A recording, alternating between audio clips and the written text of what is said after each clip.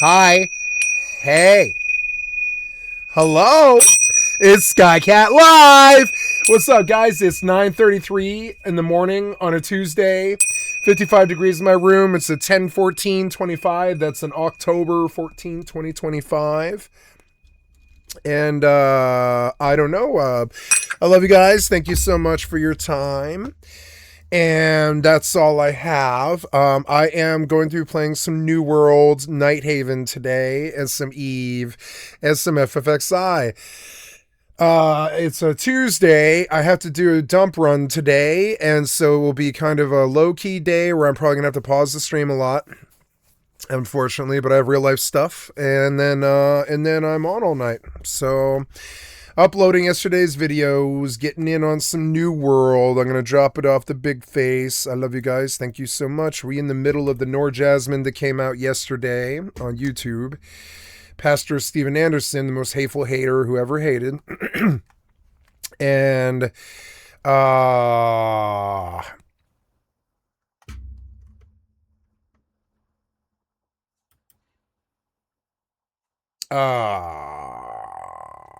what is that? What is that thing? Oh, it's another grand set of the recording. Oh, 5,000 territory standing. Oh, okay. So let's turn on the sound. The music doesn't stand out to me, and I'm going to turn it off.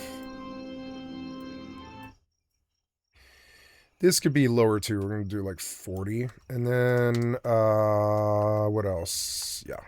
Holocaust hoax exposed. So I just wanted to make a short video to address the Holocaust. I don't believe that the official version of the Holocaust is true whatsoever. No, I am not pro-Hitler or pro-Nazi. The issue is whether or not 6 million Jews died in gas chambers and were subsequently cremated, what we know as the Holocaust. There's a reason why it's illegal in 14 countries to even question the events of the Holocaust. I'm not disputing that fact for 1 second, that Hitler and the Nazis hated Jews, or that the Jews were rounded up and put into forced labor camps. The question is, were 6 million Jews gassed and then cremated? He talks about Auschwitz in particular, how it would have been impossible to gas millions of Jews there. And he says that it wasn't even that bad. He was like, they had a soccer team, they had commissary for like the prisoners that they could buy stuff from. He also said that they played musicals and did musicals there. He says, no, it's not that they didn't die. It's that they didn't die by being gassed and put in the ovens and cremated. It's they died from starvation and the people in the concentration camps. And then, according to Pastor Stephen, the reason why there is this lie about how they died is so that they could justify the creation of the state of Israel. There's this video I found where he talks about like how Ashkenazi Jews aren't Middle Eastern, they're actually just white Christians who converted to Judaism. The Bible reads, the sons of Japheth, Gomer and Magog, and Madai and Javan, and the sons of Gomer, Ashkenaz. By these were the isles of the Gentiles divided in their lands. Now, the reason that I read those scriptures to you is that they clearly state that Ashkenaz is one of the Gentile nations. And in fact, DNA testing has even confirmed that the Ashkenazi Jews have about 80% of their genetics and 80% of their ancestry from Europeans. Today's so-called Jews, the Ashkenazis, the primary type of Jew that immigrated into the nation of Israel and Palestine. So these Ashkenazi Jews, according to the Bible, are actually Gentiles. The reason that that is significant is that a lot of Christian Zionists today, they claim that these Jews are God's chosen people because of the fact that they descend from Abraham, Isaac, and Jacob. But in reality, they don't descend from Abraham, Isaac, and Jacob any more than you or I do. Primarily, they are white Europeans. They are not Middle Eastern. What? The next thing that happens is in 2016, You're so dumb. There was a shooting. Remember the Pulse nightclub shooting that happened in Orlando, Florida, where like there were 50 people dead? He comes out and he basically celebrates it. The good news is that there's 50 less pedophiles in this world, bunch of just I can't. Homosexuals at a gay bar. Watch him get caught with like a Jewish gay guy. So he made these comments in 2015. A year later, he starts to get banned from pretty much He's any gay. country that he tried to go to. It's obvious And that it he's started gay. with South Africa. He was in Germany at the I don't know. He had and like announced that he 15 was gonna go kids, to so South never Africa. mind. And all these I think countries he's and things bi like that, though, South Africa and I was think like, he's no, in denial, he's and that's why he hates spiteful gay about people his so track much. record I've of always things he thought said, this. and they end up announcing that He's the type he to, is you know, banned to from bump the coming to grinder South rap on Africa. the Pastor Charlie Kirk Stephen's funeral. response to I the ban know from it. South I Africa can hear it in was, his it was voice. like, first of all, South Africa is not that great. He said it's one of the most, quote, dangerous, wicked places in the entire world and not really that cool of a place. So remember, he's still in Germany. So he's like, okay, I'm going to fly to London and I'm going to go to What's Botswana. wrong with The UK this comes guy's out and they're like, brain? no, you can't come to the UK either. So he ends up going to Botswana, but via Ethiopia instead of London. Ethiopia, they were like, whatever, pass through. Now he gets to Botswana. And although he was able Botswana. to enter, he wasn't able to stay because the president himself ordered him arrested and deported. This is what the president said. His name was Ian Kama. And he told Reuters that he personally ordered Pastor Stephen Anderson's arrest. He said, quote, he was picked up at the radio station. I said they should pick him up and show him out of the country. We don't want hate speech in this country. Let him do it in his own country. And then Pastor Stephen was like, oh, "I'm you're actually getting not kicked being out of arrested. other I'm leaving countries? Botswana voluntarily." He's like, you can't kick me out. I was already leaving. He would pick countries to go to that had laws against homosexuality. And he thought that because of that, Oh my God.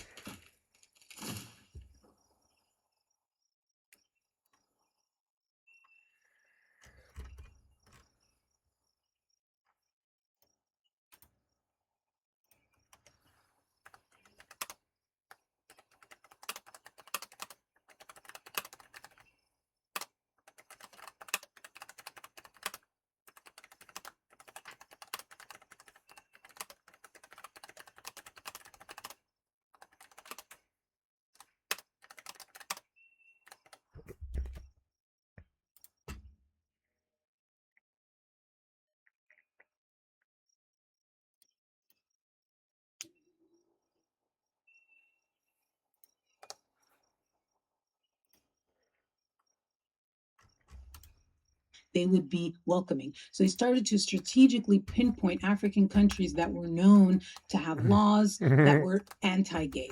And he This even guy's said, so quote, dumb. he said, there are many other African countries that are not as tolerant of homosexuality where I feel I would be welcomed.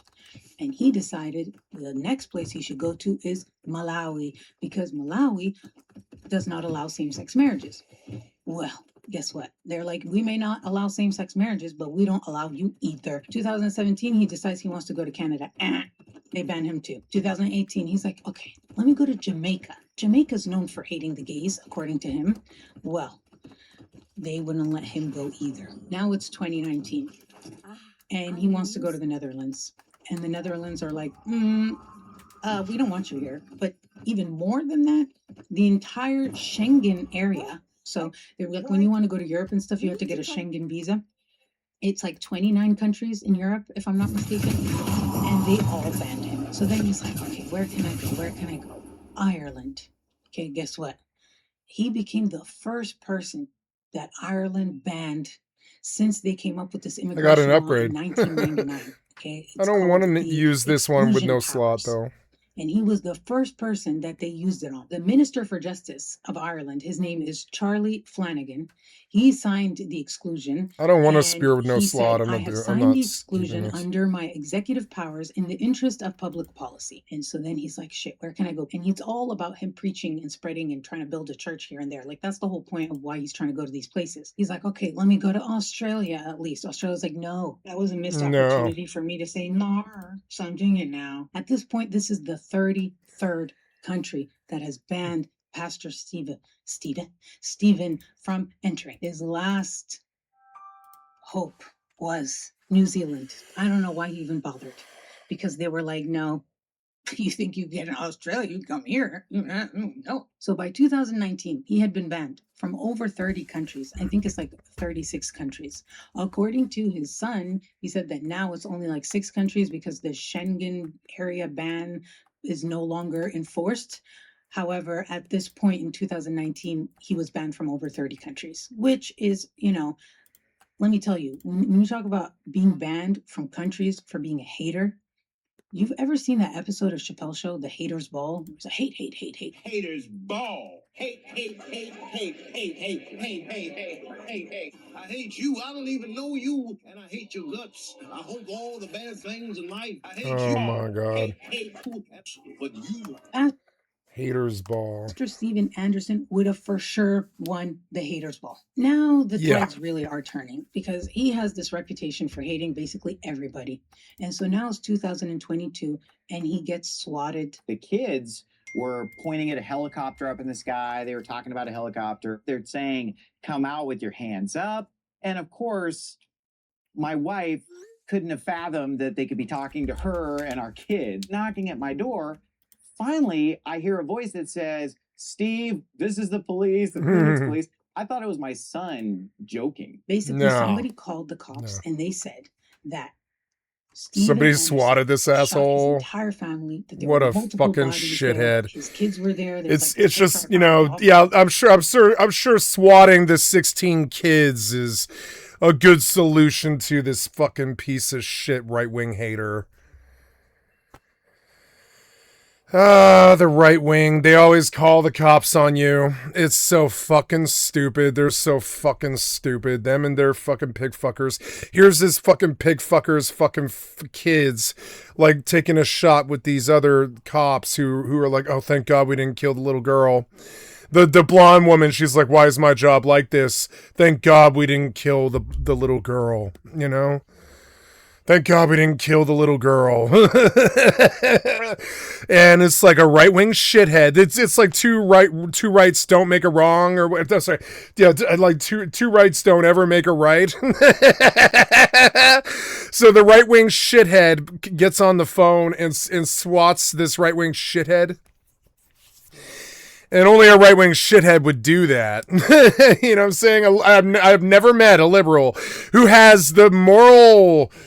What do you call that? Fucking crapulence? I don't know. Moral crapulence to summon down a fucking squadron of armed pigs on an innocent bystander. I've never met a true liberal with that kind of absence of morality, But for some reason, I think the right wing thinks that's funny. Like, oh, here's a bit of the old slap and tickle or whatever. And it's like, here's some pigs, enjoy, or whatever. They don't think about how this little girl could have gotten fucking shot. And I guarantee the person that was like, who swatted this guy was after him for his anti-trans shit. I guarantee it. And this trans person who's after him for being anti-trans is going to think that they're liberal. But then they summon down. I mean, I don't really see the difference between having a bunch of guns, showing up and terrorizing somebody, or having the cops do that for you. What's the fucking difference? It's the same intent. It's sort of like, do I make a phone call and Milgram's trick them into doing it? Or do I just go on down there to the guy's house and point a bunch of guns at his kids? It's the same outcome. It's still guns around kids. Summoned down by a guarantee it's going to be somebody who thinks that they're liberal. But I'm sorry, if you're really liberal, you would never, ever sick these cops on a kid. You would never, if you were, the only right-wingers are that goddamn morally fucking bankrupt, right? Happened to me. Only a morally bankrupt right-wing cocksucking fucking asshole. I don't mean like gay. I don't doubt he's gay. I'm talking about like a fucking cocksucker, like a fucking shithead, like a really, truly mean person, right? Like summon down pigs to try to scare my elderly parents. And it's like, sure, I don't care what you identify as. You're somebody who believes in the power of a bunch of guns. And whether you call somebody up and trick them to bring a bunch of guns to terrorize a family, or you do it yourself, it isn't there's no difference. It's the same violence. It's the same terrorism. It's the same fear, same torture of this little girl. It doesn't matter whether you do it yourself or you send the pigs down to do it. It's just fucking weird. It's just another and if you picked up that phone and you called the pigs down to come maybe kill this little girl, you're not a left-winger. You might think you are. I don't care if you're some trans person, you kill Charlie Kirk. I don't care if you think you are. If you are brandishing a weapon against your fellow Americans or calling and tricking the pigs into brandishing weapons against your fellow human beings, you are a right-winger. You are not a left-winger. Left-winger couldn't ever do that. It's the sort of tortious negligence of appreciation of life or safety that you just won't ever see a leftist do. This is one of the reasons why we don't do guns either. Excuse me for just a second. Hello?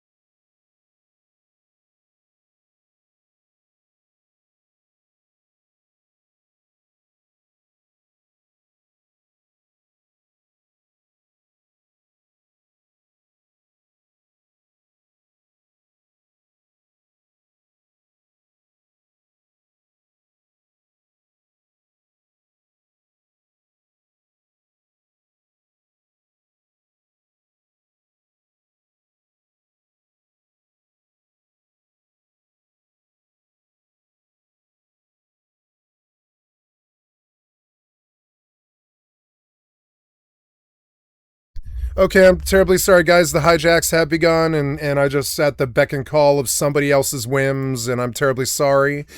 So let's go be at the beck and call of somebody else's whims. I'm sure by the time I get back, I'm gonna have to face an hour-long queue, and it all works as long as it's me suffering and somebody else's whims and somebody else's fucking life instead of mine. It's all par for the course. We could say it every day for the next 55 years, and you will see it's true. As long as I'm suffering, humanity's happy. It's hilarious. And I mean this, So here we go. I'm going to pause this. Got to go suffer, guys. Terribly sorry. Lost control. I'll be back, probably half an hour. Yeah, something like half an hour. Sorry. I'm going to pause the stream. Bye. Oh, you have been watching Skycatlive. I thought I'd have at least 2 hours more before I lost control to the whims of somebody, to a crazy person or whatever. But, no. It's first thing in the fucking morning. I gotta go suffer. I gotta wake up and suffer. But that's humanity for you. It's why I won't ever speak to them again. It's funny. My phone rang yesterday. And I was like, oh my God, my phone rang. I was like, oh my God, my phone rang. It's been 7 years. 7 fucking years since my phone rang, and I was making a big deal about it. I didn't even think about it. I was just like, wow, I didn't think about it. I was like, man, the phone hasn't rang in 7 years, and that's why I don't like humanity.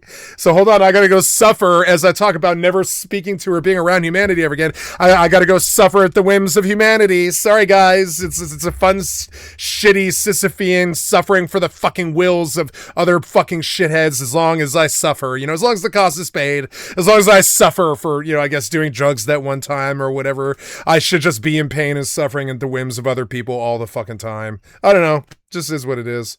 Yeah. I don't know. I should probably be swatted. All my friends should be dead. All my heroes should be dead. Broken bones and busted ribs and paddy wagons and just, all the suffering, right? As long as Skycatlive is suffering. That's the main thing. That's the main thing. Bye.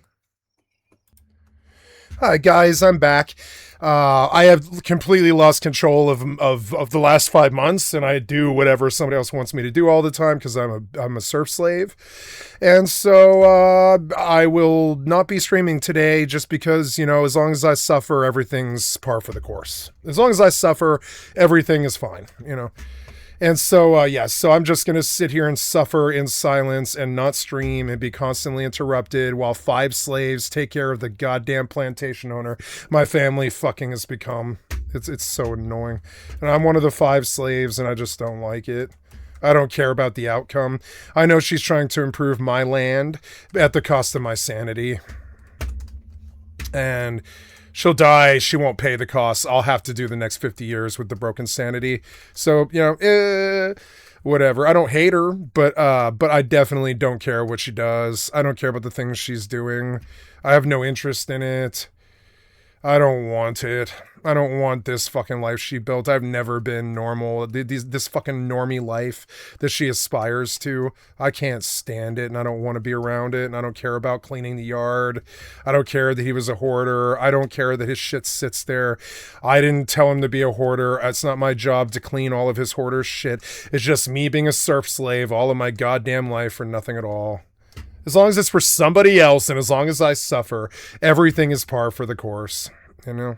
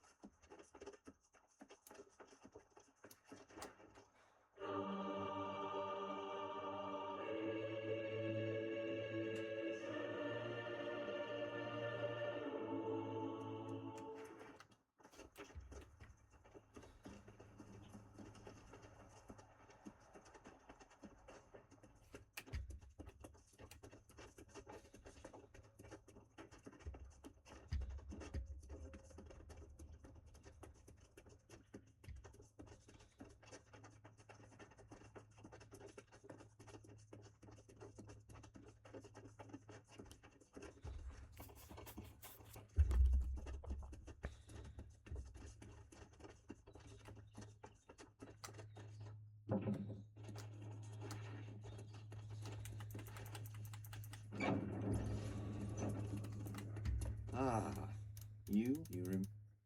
welcome to night.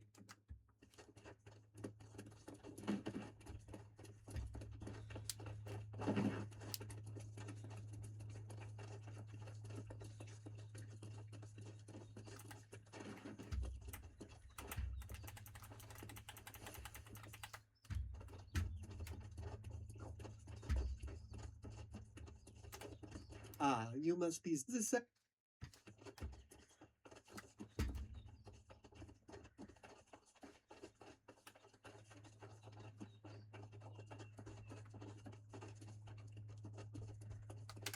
I think GeForce Now fucked up. I'm gonna get back out again. Don't know what happened. Yes, so I finally got my Mineral Vanguard finally, huh? Did I do that? I don't know. So I want you to go up to my place in Heretic's End. I want the drill mineral. Drill mineral Vanguard. I wish to make it local auto mine.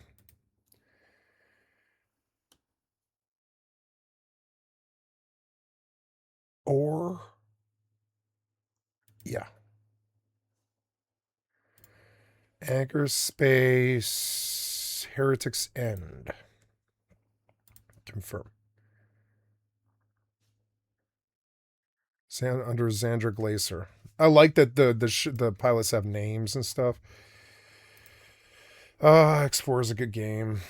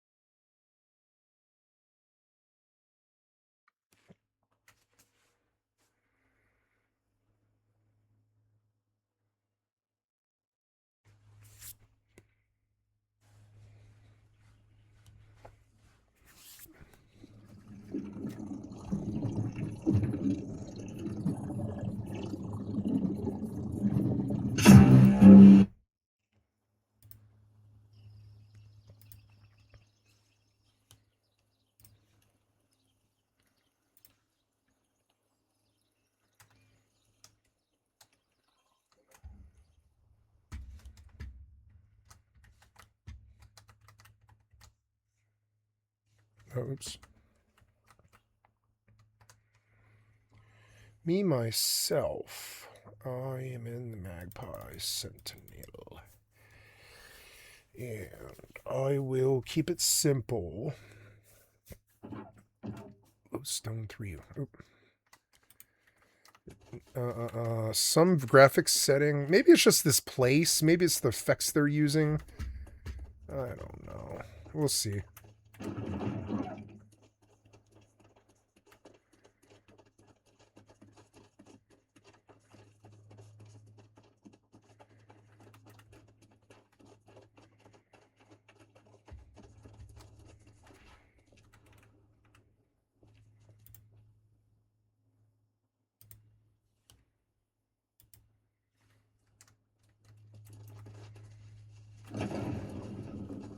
It is this effect they're using. It like screws up the screen. I thought it was yeah, this fog that they're using, I don't like it.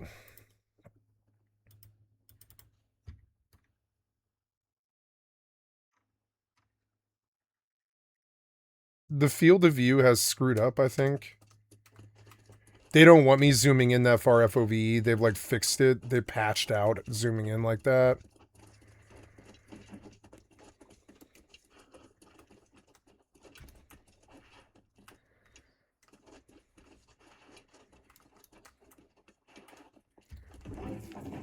Oh. What happened? Why did the door shut on me and no one else? Just as long as I suffer, right? Just saying.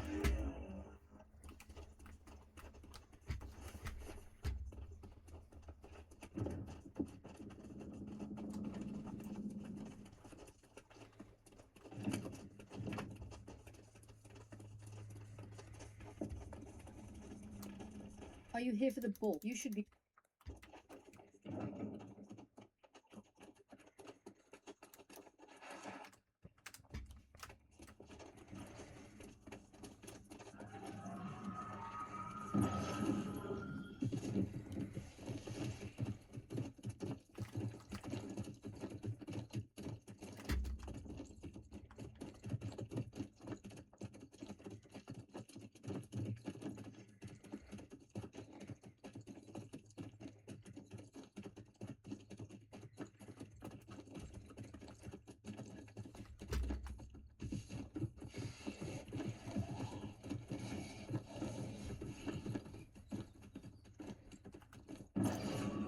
Excuse me. Oh, We don't.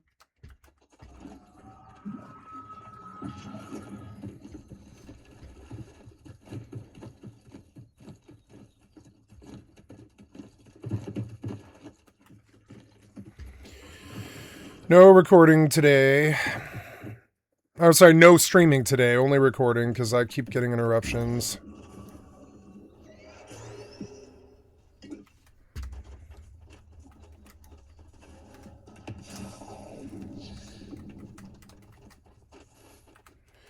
Why won't my food stay on my bar? It seems dumb.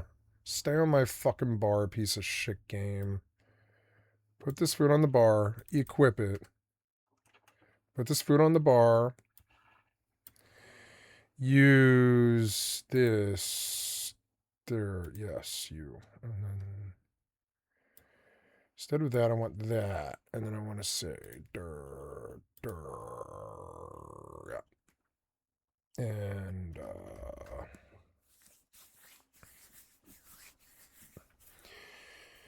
it gave me my rune glass spec, which is good. Vigor attached to the item's defense slot to add the following effect.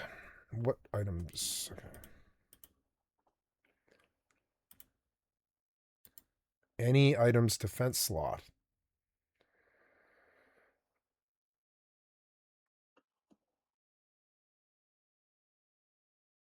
Bleeding sweep charm. But I mean, I want Leech and Carnelian.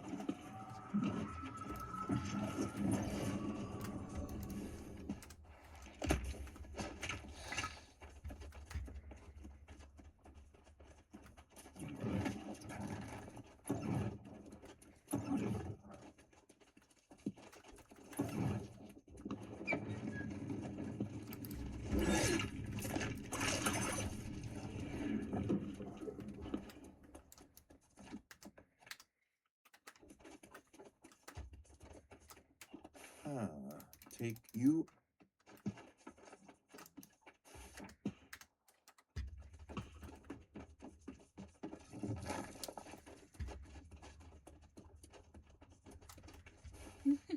Looking.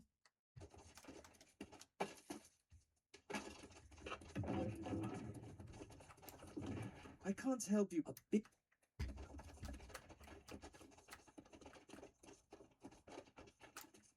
I see. You finding that What was it? It was 729 heavy plate helmet. Nice.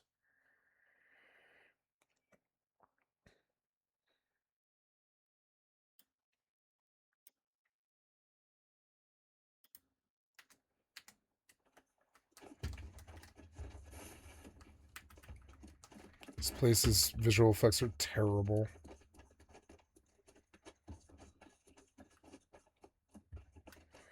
Oh, this helmet looks like terrible. Why? Okay. I swear to God. Maybe I had to go, I guess.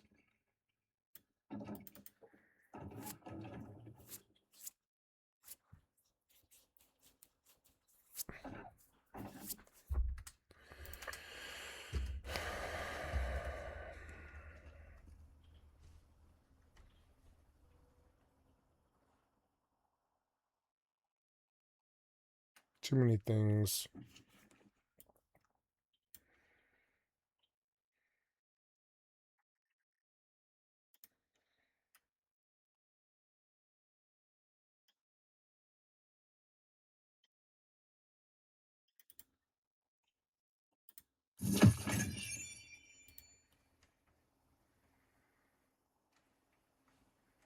%3 physical and elemental armor. That's cool.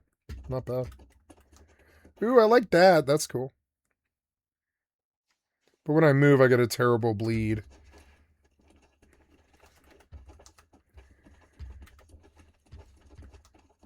Oh, I get to leave now? I guess I do. Oh, I don't know. Collect juicy rat tongues from rats.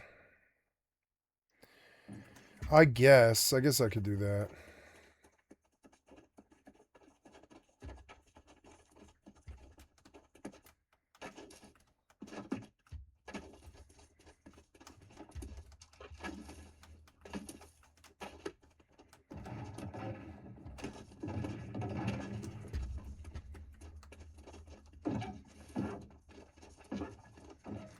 Ugh.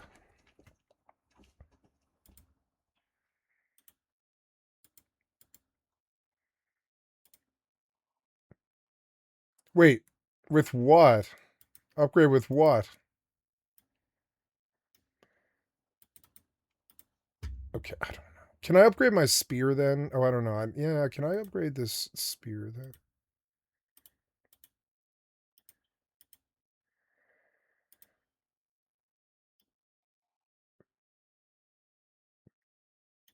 Yeah, I can.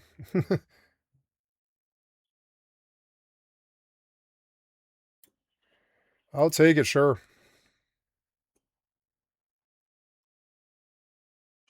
Yeah, sure. Just make that spear with the Leash and Carnelli and the Bleeding Grace last longer. I like this gold spear more. So, I don't know where to go to find rats, and I don't care. I don't want to be in this place anymore, I'll tell you that. So I'll just leave because I don't have to be here. I haven't been to the settlement yet, and that's where they want me to go. I have been there. I've got to teleport out, I guess. Teleport out. Recall to house. My unassigned ship is mining. And I am going to take a look at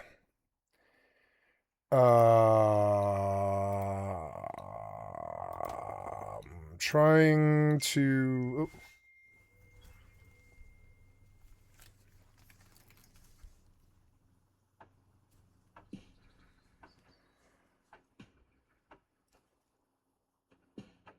Thursday. Oh yeah, that's right.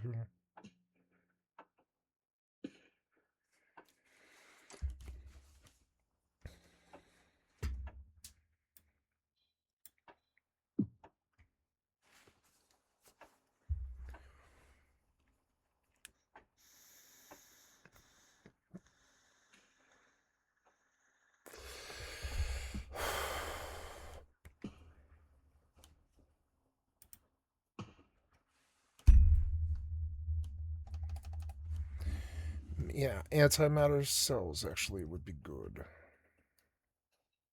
There, that's money. I have engine parts. Let's take care of that.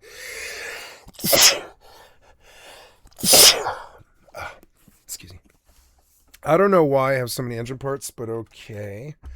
Let's go sell them. Engine parts. They are buying engine parts there. We will sell them. Engine parts. Cool. Then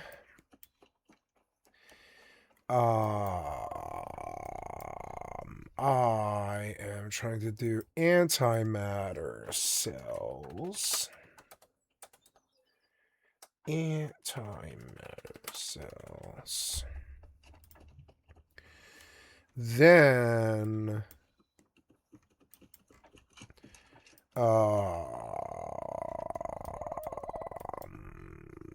60, huh? But yeah, but I can but yeah, and then I want to buy antimatter cells.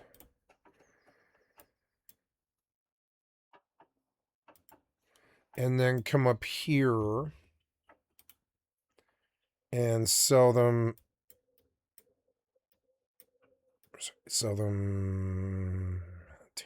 10 antimatter cells or whatever. Just sell them all of them. Confirm. Then we will go and sell more antimatter cells there. Confirm. Buy antimatter cells. Sell antimatter cells. Buy antimatter cells. Sell antimatter cells. Buy antimatter cells. Sell antimatter cells. Buy antimatter cells. Etc. Then I will go and look at what he's doing. Nice. Yeah, looks good. Game looks good. We're going to save. I will go and I will take a look at what's going on here.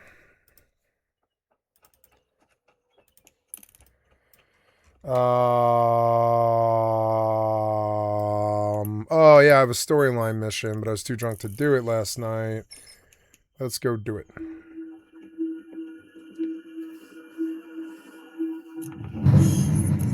Oh, yeah, something's making my speaker rattle. What is it? Oh, there. That's it. There's a cord in my... There was a cord in my cone. Like rubbing against it. Okay, let's go out there. Agent mission, blood farm, encounter warp. Let's turn on these shields and reload. Yep. And, okay. Alright, we're back. Oh, yeah, I gotta deal with this helmet. Seems like more busy work.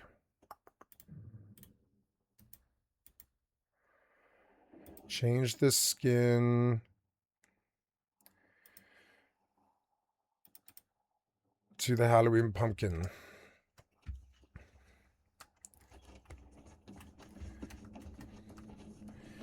Then I was watching a video.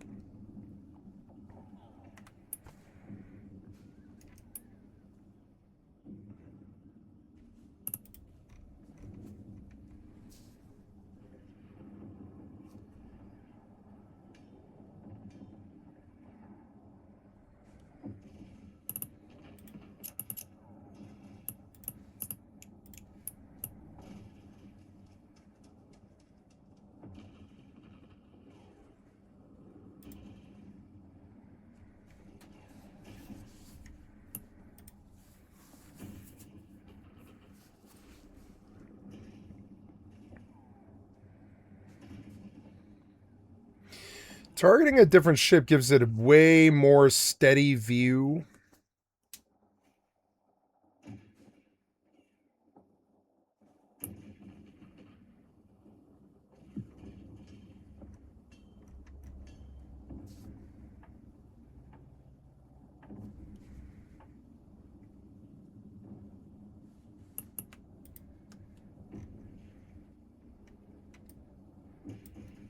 See, this is the Star Wars shit that I like. I want. Yeah. Go.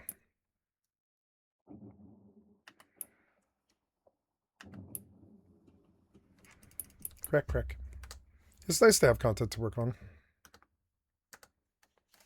No, I had the bleeding effect no matter where I go. Some kind of setting.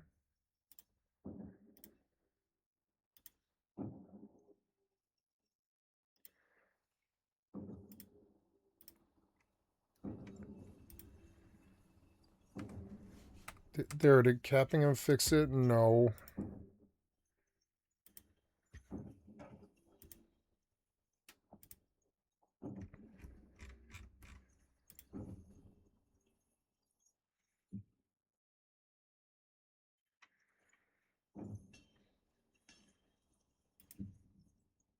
Oh.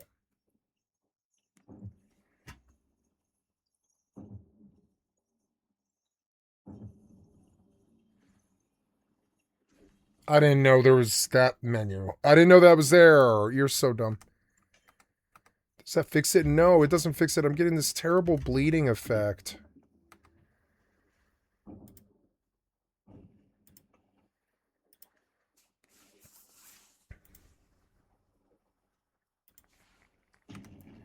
Here, does that fix it? No, that does not fix it. Like, this is terrible. When I move, there's this terrible blur.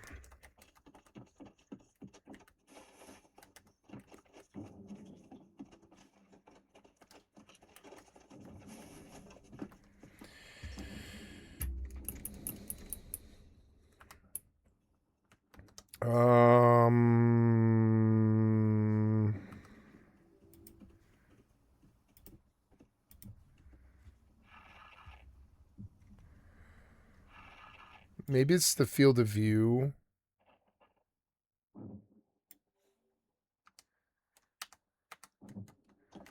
Nope.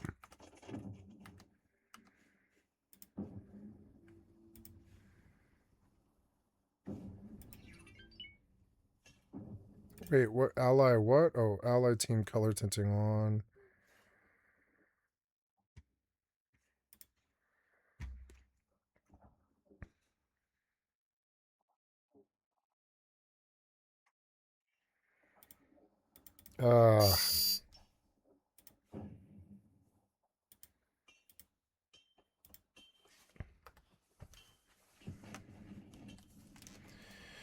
So, I don't know. I don't like this chess piece anymore, but I don't think I have anything better. Or, yeah, I don't like this chess piece or the pants anymore. Oops. So let's see. Or no. So go back. Where did the chess piece go? Probably to a set. God damn it. Chess piece there. So, I want to change the skin. I have this one. Wait, what? I have... Ooh, ugh.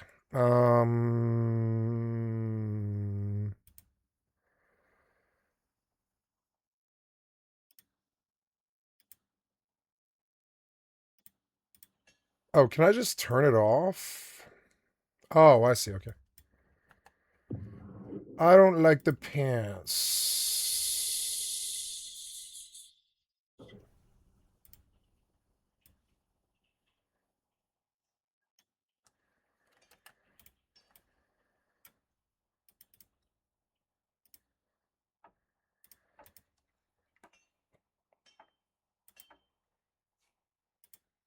But I can't see it because the chest like overrides.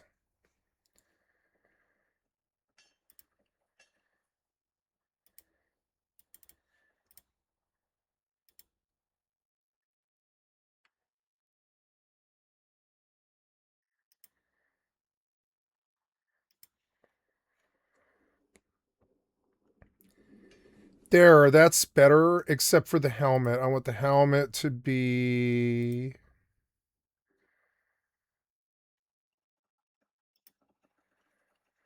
the pumpkin.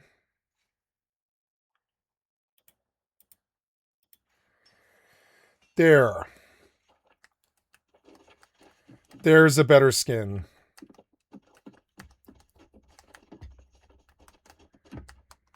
I like this skin.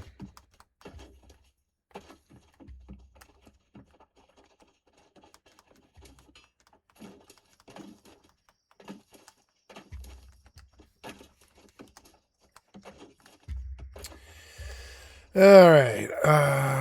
I came to town to teleport. And go out to this place. Officer's little girl and stuff. So, I mean, you know, forget what you think about him. It's like pretty fucked up. I don't know. Anyway, then in 2024, just last year, shit hit the fan. There was a YouTuber who was called Dead Domain. And this YouTuber had 3 separate interviews with 3 of Pastor Stephen and his wife Susanna's children, and they talked about the horrific abuse that they endured. Before he did this, he went undercover. If you know me and my content, you've no doubt seen or at least heard of my video going undercover as a cis man at my local NIFB church. And I guess there was this group chat with the kids and teenagers from these churches that had, you know, racist comments in them and abusive, like crazy shit, like supposedly edgy stuff that the teenagers say. And he talked about that in his videos. And then in his comments, Isaac left a comment being like, this is hilarious. And so this YouTuber, Dead Domain, started communicating with him and brought him to do an interview. He basically like ripped my chair backwards, so to crash, like the chair shattered. It was like a WWE style entrance, basically, and just started kicking and stomping me into the floor. He said he was going to kill me at the time. Solomon had his head grabbed, and his head was like smashed like a melon over it, and it split him to where you could see his exposed skull underneath the bone. We also used to get beaten with an electrical cord, which it's hard to describe how bad that is. My grandfather was visiting from Germany, and then he saw my mom spanking the girls, and he flipped out like, "Oh, that's barbaric. It's inhumane. You can't beat them." My mom's like, "What should I do?" He's just like, hose him down with cold water. It works perfectly. Not only did he not ever show remorse, I'm pretty sure he doesn't even remember. He truthfully does not remember smashing Solomon's head over a concrete windowsill for watching YouTube. But then the other brother came out and he said, it's way worse than my older brother's saying. And the reason why my older brother was toning it down is because he still wanted to have a relationship with my parents, which the brother Isaac did say that he does talk to his parents and stuff like that. Versus this son who came out, his name is John. He was like, no, I don't care about having a relationship with them. And I'm speaking out because I want to help the kids, like my siblings that are already there that need help. And from his point of view, he was saying that the mom was way worse than the dad, that the mom was the true abuser. She knew no limit of what she would physically do to somebody when she got mad at them. She has an infant child that is unable to walk, unable to crawl, unable to talk, and she's carrying them or has them like swaddled in a wrap like a baby carrier. They're crying. She would use like a wooden spoon or something and just like wrap them with it. He was also worried about his sister. At the time, he didn't say her name, but now we know it was Miriam because she has come out publicly and spoken about it. But he was like, right now, I have a sister who...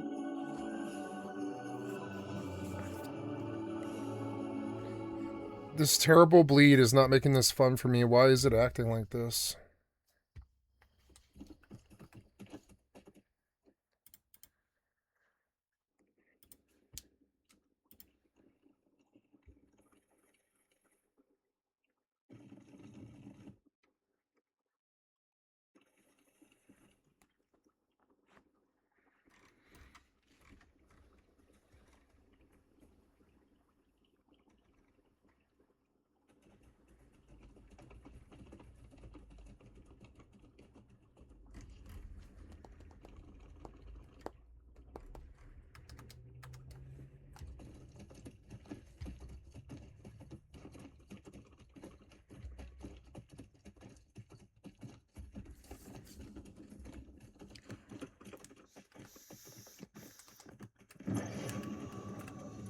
So, Alexi sent you here to rope me into finding the Tear of Gaia? Well, I hate to say it, but in Enter the hive of gore. Oh no. Follow the trail of the kidnappables. Okay.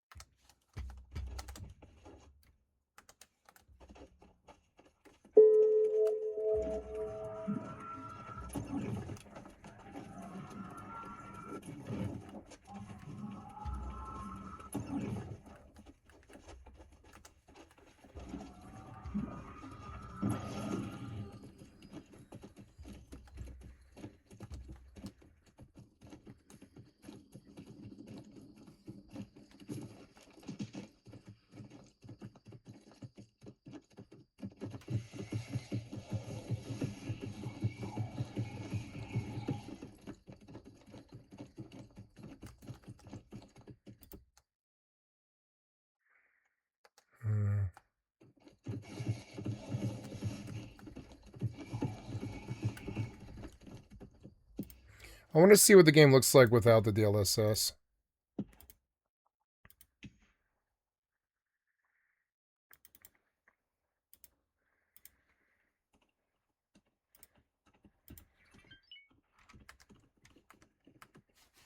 Look, there it is. It is the DLSS. I don't need it. I'm getting a nice solid 100, way better latency.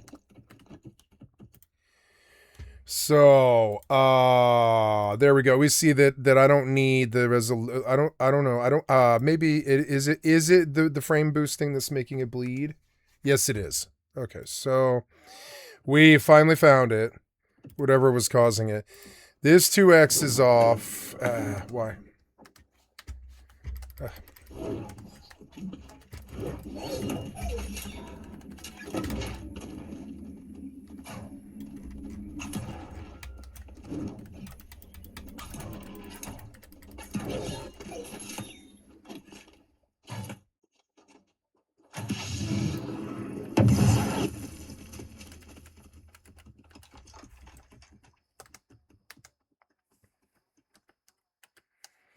How do you zoom in and out? I can't remember.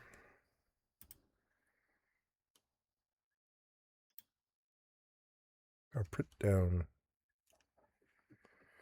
Print and down. How about just up, up. Ah, why? Get off me, motherfucker. Can't I do a keybind before you crawl up my fucking thigh with a fucking dagger in your fucking teeth, you piece of shit? Get off me. Get off me. Come on, man. I tried to do a keybind change, and you're like spawning on me before I can even get the keybind done. Goddamn pop aggro link bullshit ass from fucking cocksucker developers. No clue. Alright.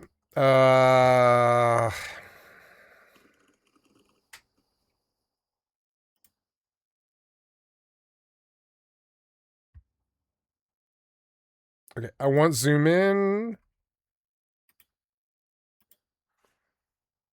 Okay. No? Yes, wheel up. There. Zoom out. I want to be down. There we go. Wheel up. There's the FOV difference, right? So I can keep the FOV low and just zoom out once. And boom, the FOV's perfect. Fucking perfect. There it is. I was like, I know I can get a good FOV. I know I can. And there's no bleeds, and the frames are good. The frames, I mean, DLSS 4 was the cause of this. Let's see, if I turn that on, does it bleed? No. And now we have 107 frames. And this is the correct settings. I had bad settings. I'm sorry about that, guys. Just, you know, retuning into the expansion.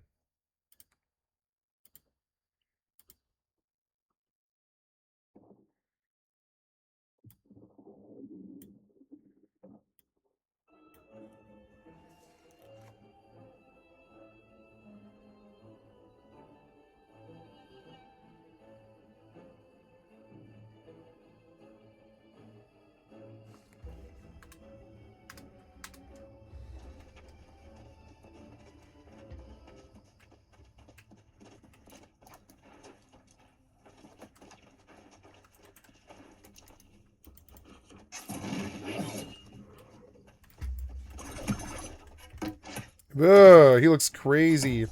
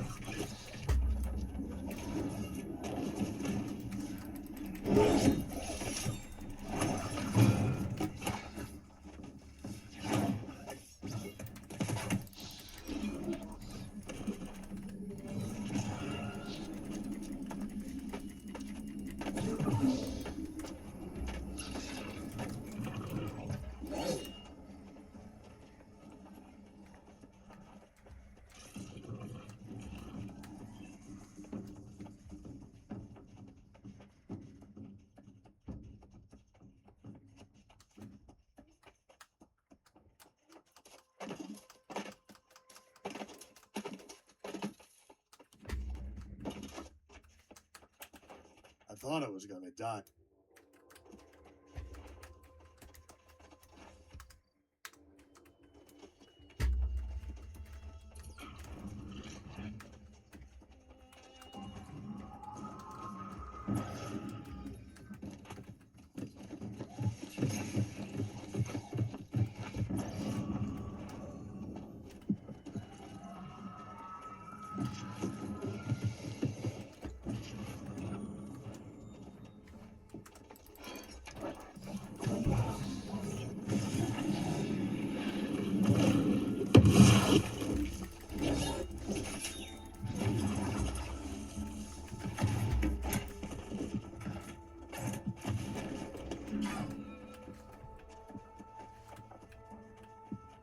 New mobs.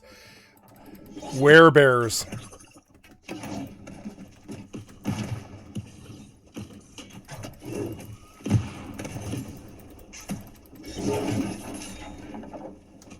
You, please.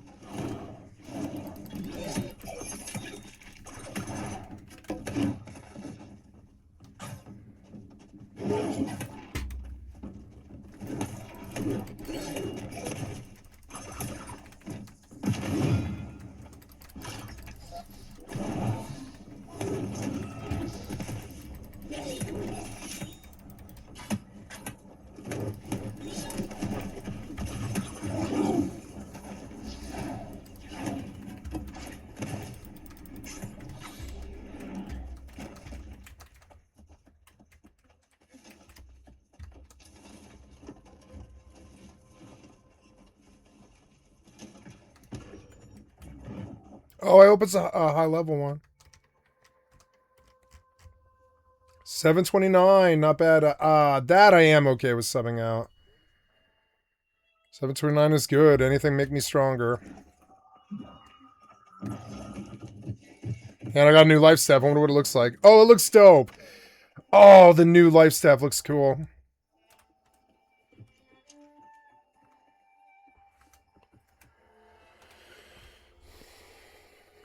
Nice blue life staff. I like it. It looks cool on my back. It looks way better than the other one. Yeah, let's turn up the music just so we can hear it for a little while. I guess it is New World Day.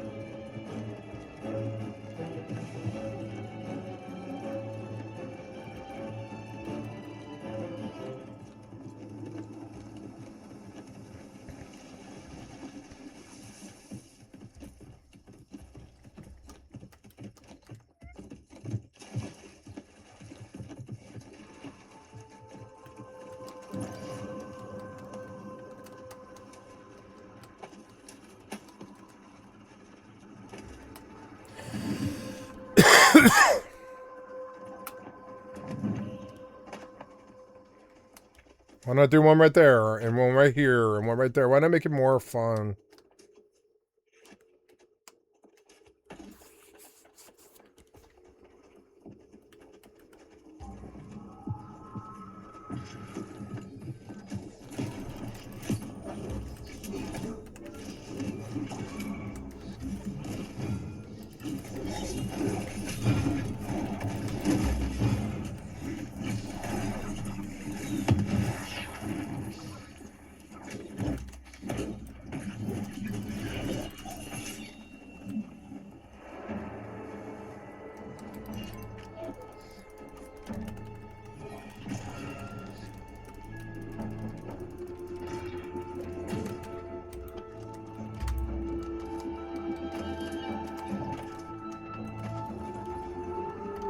Unlock.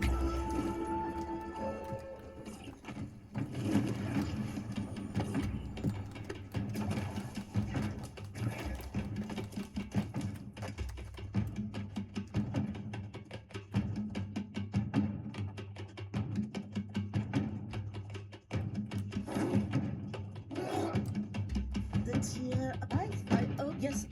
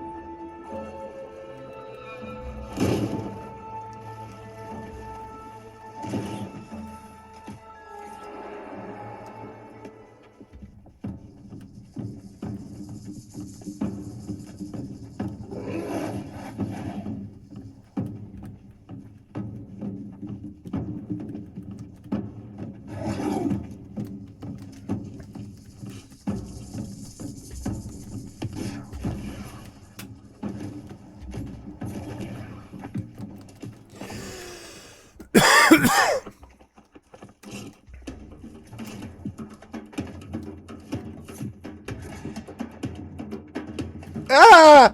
Oh. This is quite fun for an MMO.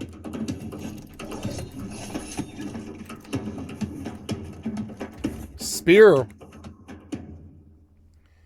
Oh, it was low. It was 7. It was a 700 spear.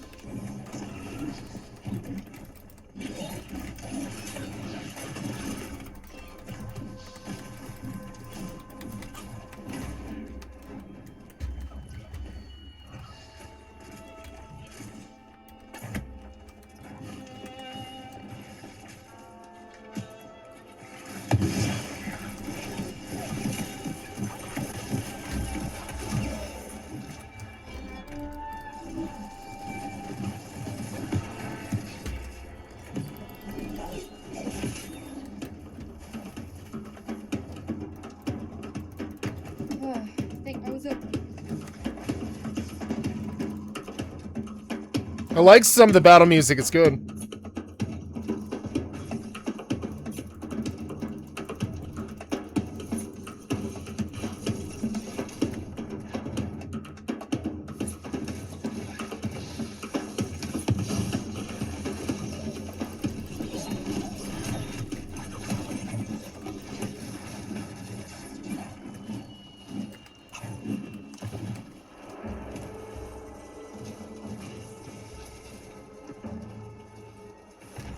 Stupid mage.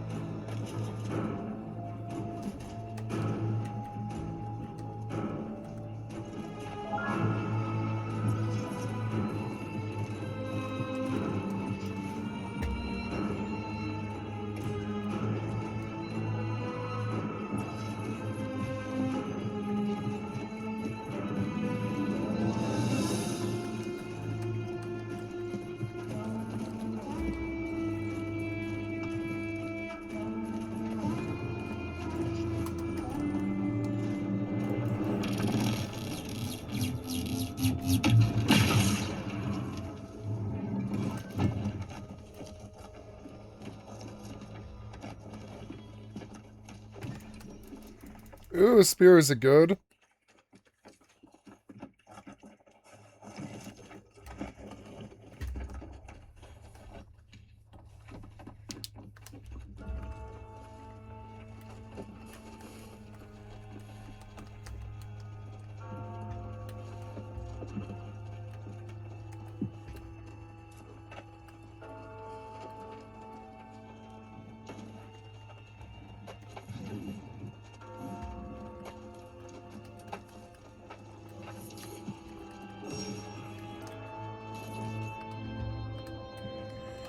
It looks awesome. What the hell is it?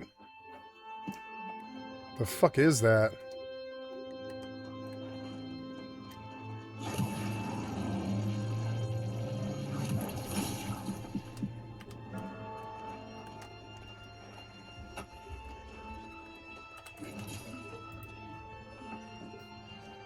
Soul Trial. Oh, I have to do another stupid ass boss. We just did a stupid ass boss. Can I skip it? Probably not. God damn it. Ooh, she's low health for some reason. Ooh. Aw, really? God damn it.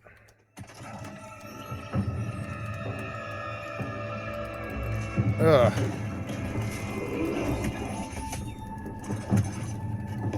Her health bar is too big.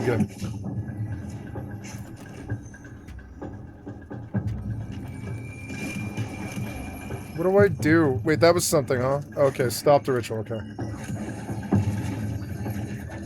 Stop the ritual. Oh. Don't be shooting me, bird. Don't be biting me, wolf. Die, die. Oh my god, you're so annoying.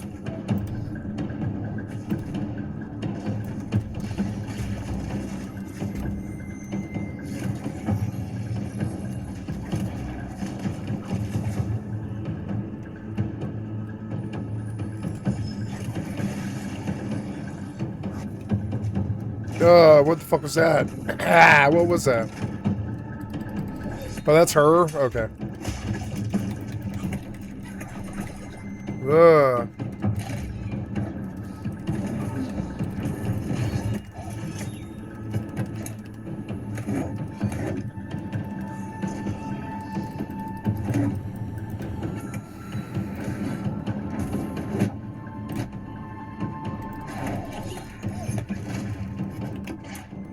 I will spear you in the dick.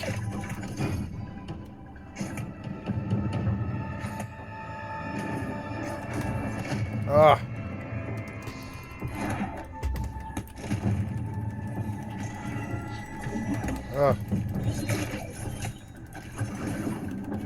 I don't know how I would do this without life stab. You're supposed to freak out way more. Oh. 5 seconds. Oh, god damn it. Her health bar is so annoying. Go, go. No, no. There. Okay. Ah, missed. I like the low FOV fights. Fucking really tense. Oop. Give my stand back. Whoop, whoop, whoop, whoop, whoop, whoop. Stop the ritual.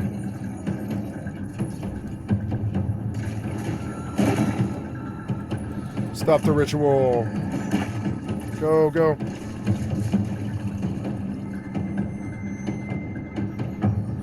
Stop the ritual. Oh, did I get it? I don't know. I don't know. Oh, I don't know. Yeah, I think I... No, no. Stop the ritual. She's recovering. Stop it. Ah, what? Oh, god damn it. No, don't kill me. No. No, no. Whoa. She's in power, but she's down, I think. Werebear Cruiser. Ah! Where... there's a mage now. Kill the mage.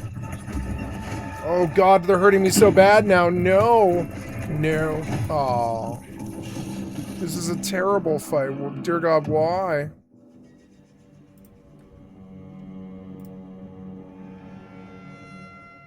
I thought I got it. I guess I didn't get it. Well, now we know what the fight is. Stop the ritual. Oh. Can't get hit by that red ring. Stop the ritual. Nope. Ah, God damn it. Get off me. Fucker. Why are you making me do this for 40 minutes? I don't like this gameplay. Please don't ever do this to me again. Or make it optional. I don't give a shit if you guys choose to waste your time doing this. I don't want this gameplay. Maybe controller kids do. I don't need this. Stop the ritual. Fuck you, Were-Raven. Ah, get out. Ah, you're so mean. Ah. Ugh. Ugh.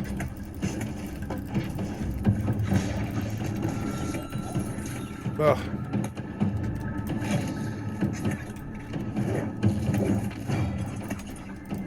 Kill the crow. No, no, kill the crow. Full kill the crow. Ah, you're so annoying. Fuck you. Ah. Rrr. No. Aw, you dick.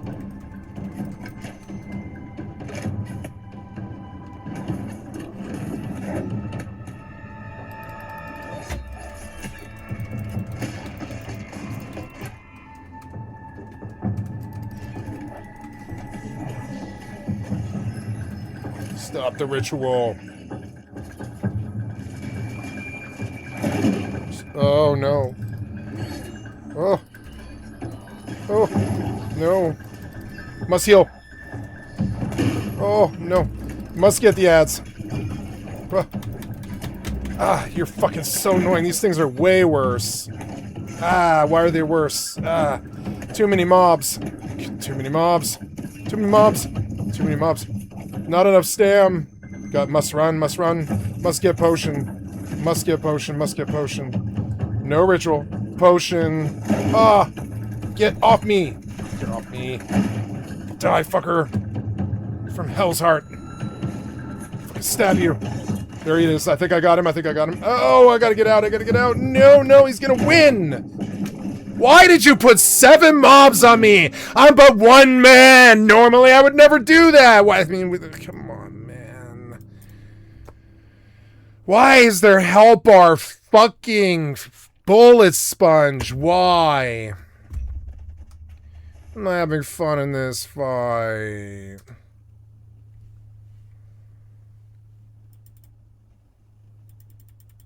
I can just leave. Maybe if I go up in a level, it'll be easier.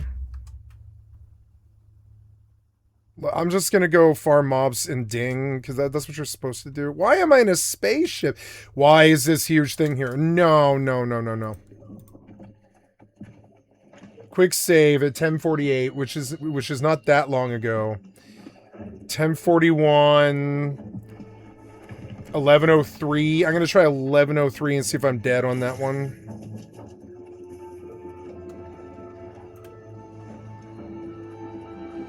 Oh, 67 plus. Okay. I mean, I don't know. Could I do it any different? I could probably do it if I'm really careful. And I just run from them the whole time. And just kill them slowly till they're all gone.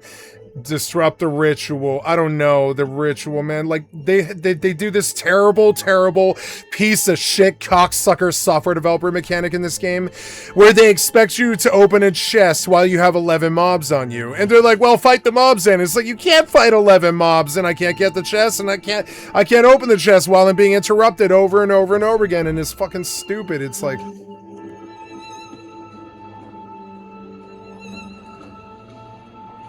I'll try one last time. But I gotta pee. They should lower, each time you die, it should just lower the difficulty until you get out. Because it's like, fuck you. You know I don't want this boss. I don't want this gameplay. I hate your design.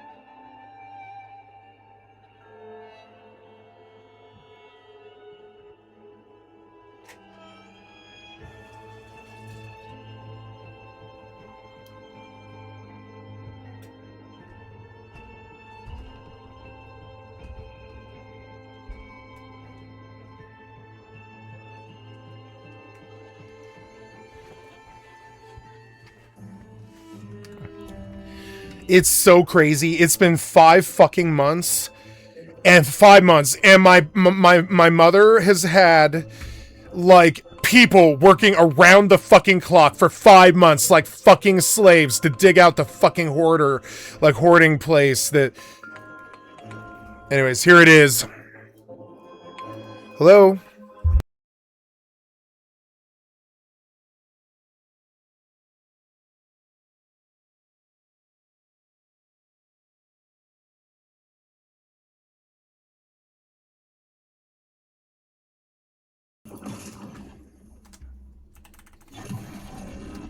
Okay. Uh-huh.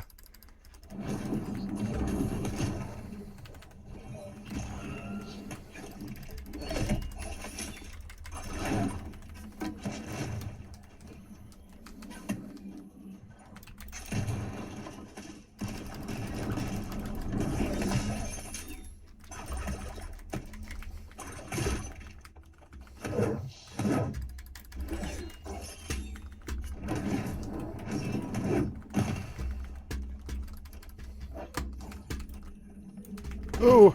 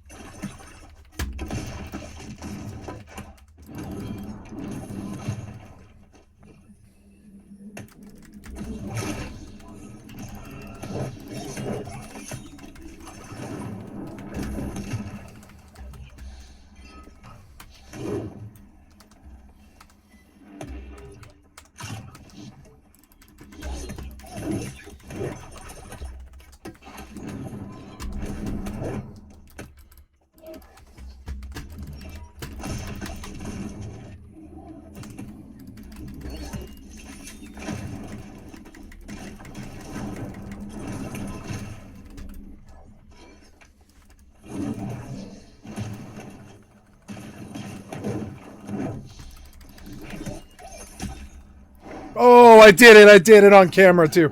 I was like, man, I tried for like 10 minutes. I was like, fuck, man, I don't know. I hate this boss, but I beat her. I beat her, I think.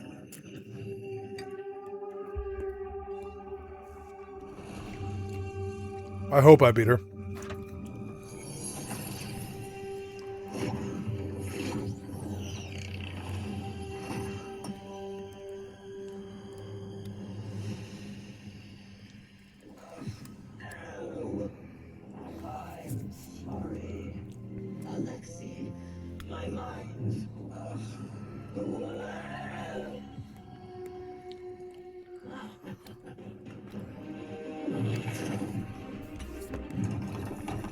Oh, you're still alive. Please don't make me do this again.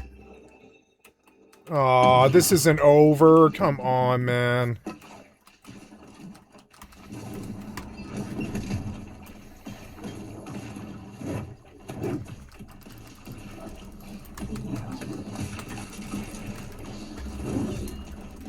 Ugh.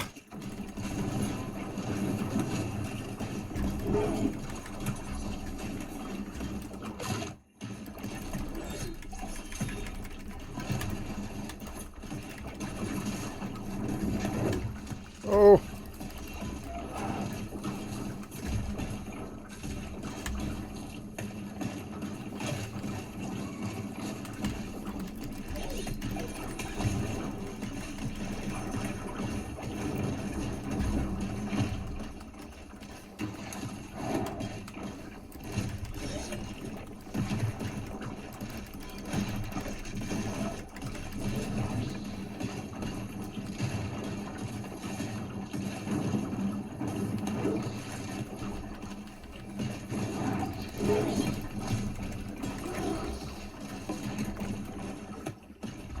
I'm gonna get her. I'm gonna get her. I'm gonna get her. I'm gonna get her. Please don't kill me here. Please don't kill me. Ah, you were so annoying. Fuck you. You took up like an hour of my life. Fuck you. I want the hour back. I don't feel good afterwards. Don't feel happy. Don't feel a sense of accomplishment. Don't feel anything but shame in you, developer, that you involved me in this and that you got this much of my time. Fuck you and your terrible boss design. Took way too long with your motherfucking, what do they call that? Bullet sponge. Wait, do I talk to someone in here or do I talk to someone out there? Where do I talk to someone? I'm scared to leave this place because if you make me do it again, I'll get really, really mad. This is odd because I think they want me to go up there, I think. I don't know. I mean, like, it kind of looks like they want me to go up there. So, but 9 minutes and 54. Oh, leave the den. I'm sorry. So leave the den. Leave the den. Okay, cool.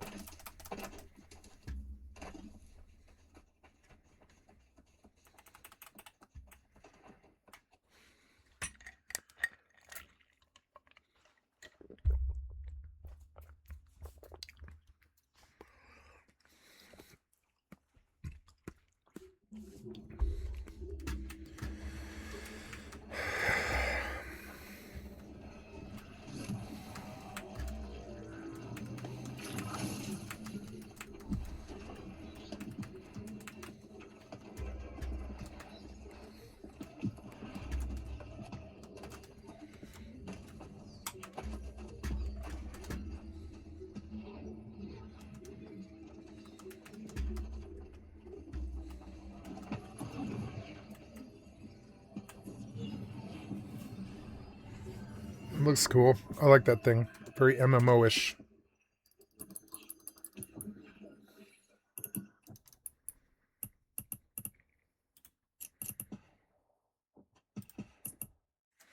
Wait, there is loot here. Stop.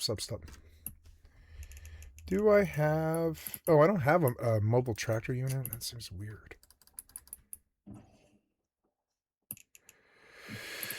Alright, that's okay. I don't care.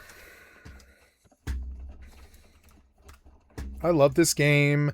I like that I'm out of that dungeon. Now I suddenly like the game again a lot more. You like, yeah, you like zoomed in a little too much on that fight. This FOV is fucking perfect. Okay, so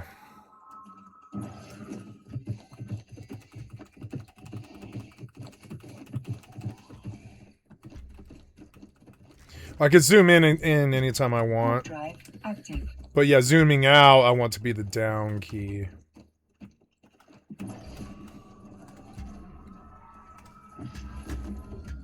Pretty trees.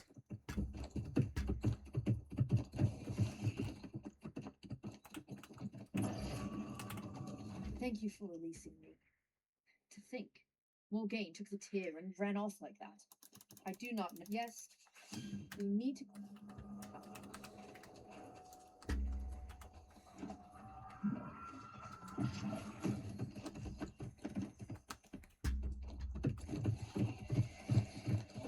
Ooh, I got 68. Wow.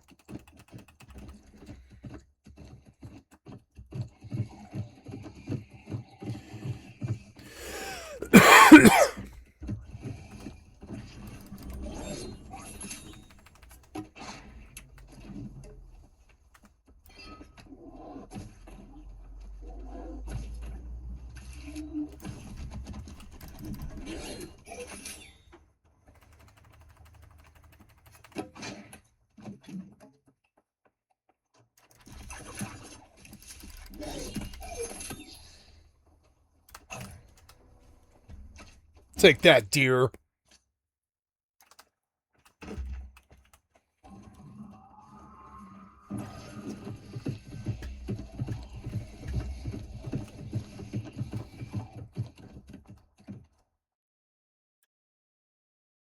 Yeah, I got to my next con buff, which is 5% crit damage taken. 5% less. Gotta log in. I have to go back to the dump again today.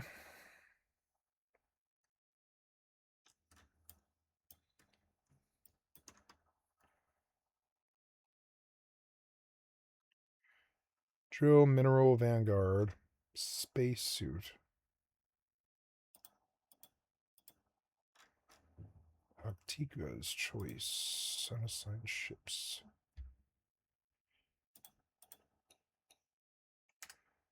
Oh, I'm dead. I'm dead. Why do I keep dying? Ugh. Go back to the save and try again.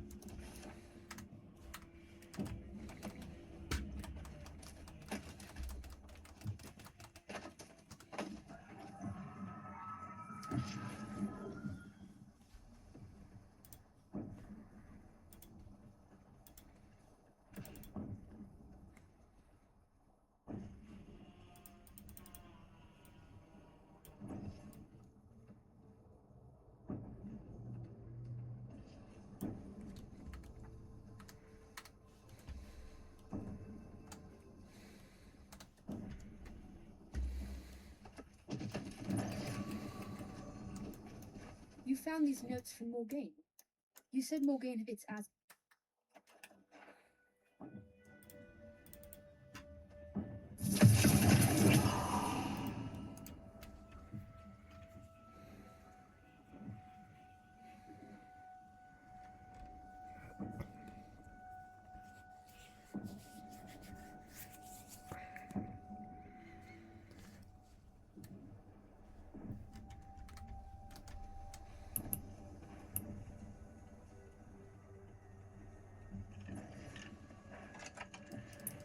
Man, it took forever.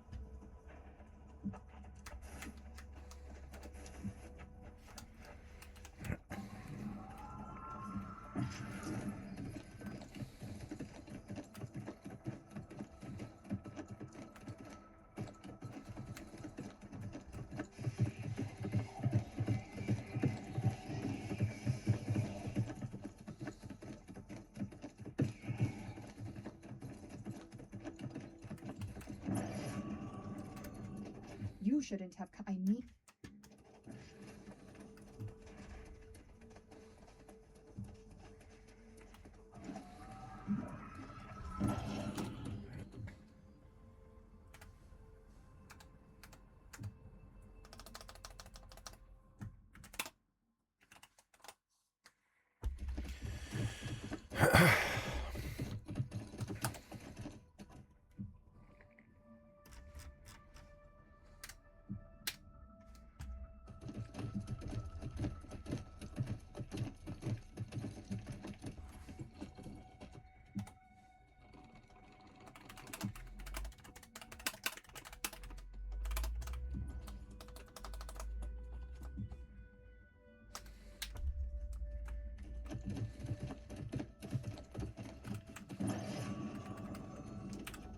There, I've unlocked the dungeon. You'll find Cecilia through here. I won't try to stop. I overheard Alexei accuse Cecilia of myself included. We've all got our price here in Night.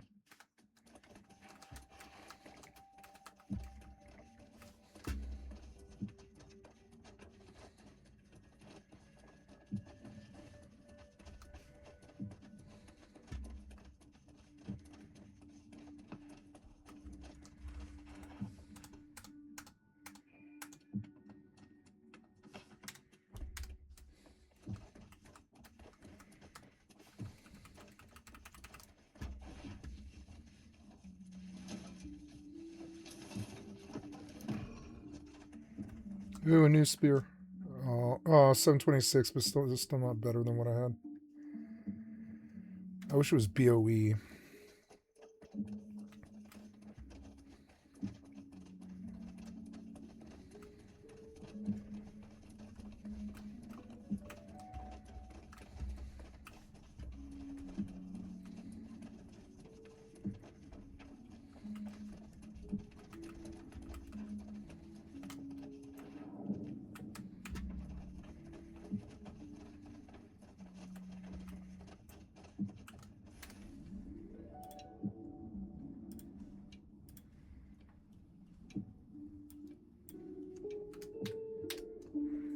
It's weird. This song's good.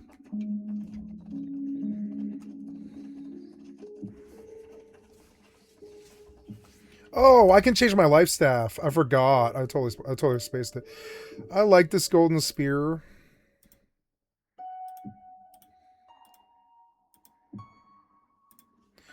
But let's see what we have. I have a mountain red spear. What's it look like? I don't know. I think the gold one looks better. I don't know. That spear does look cool.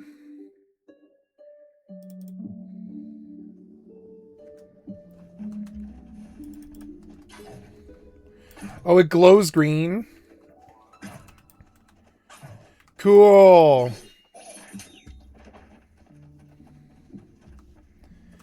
Oh, it glows green. Cool. That's way better. Yeah, that's way, way better. I didn't see the green glow on it.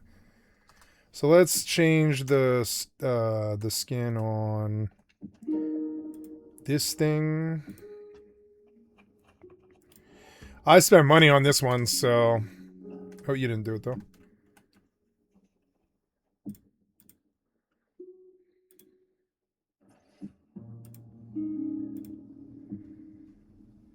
I have this one.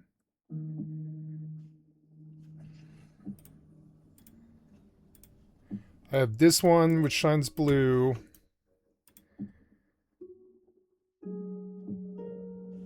Ugh. Or that one that's, like, really bright.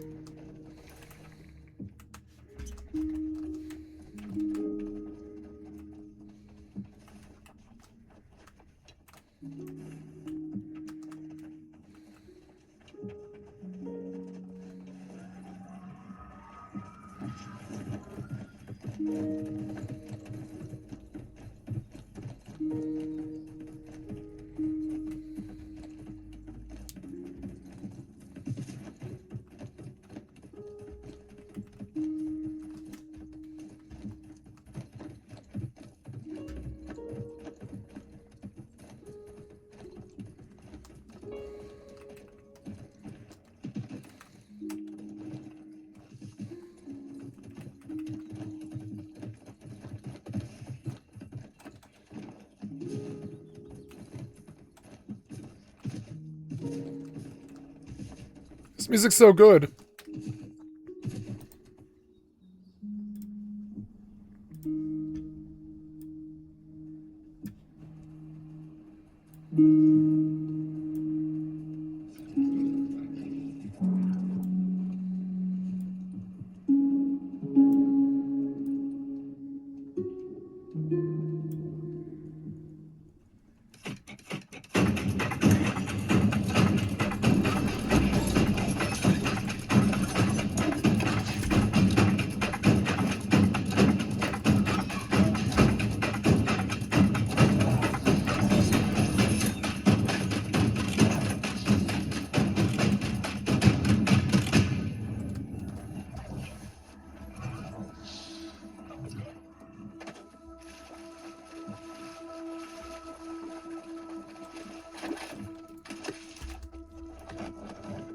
Please, supply chest, nice. That you can just come and get. Exemplary ring, longsword. 729 longsword, but it's not BOE.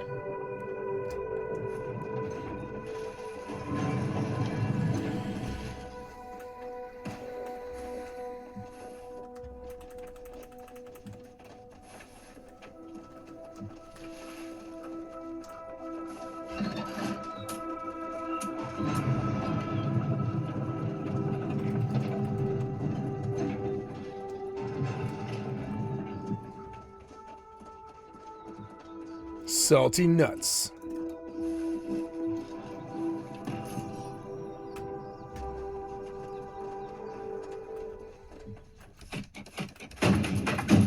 My father is not himself. When I asked him about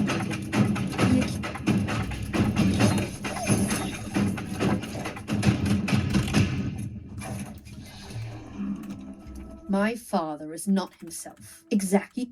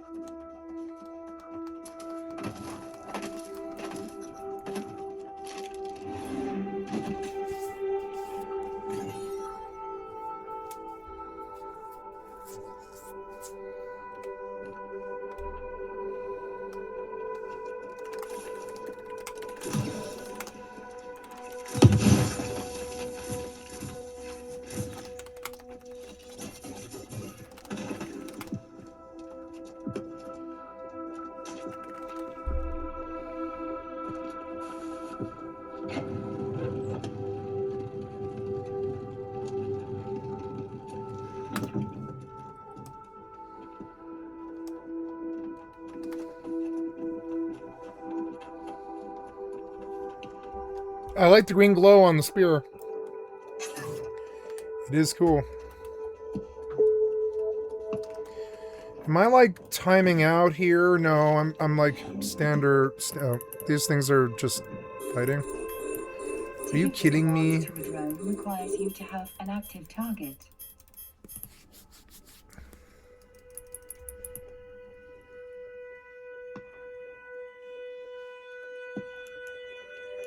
I don't know where my target is anymore. I don't see it.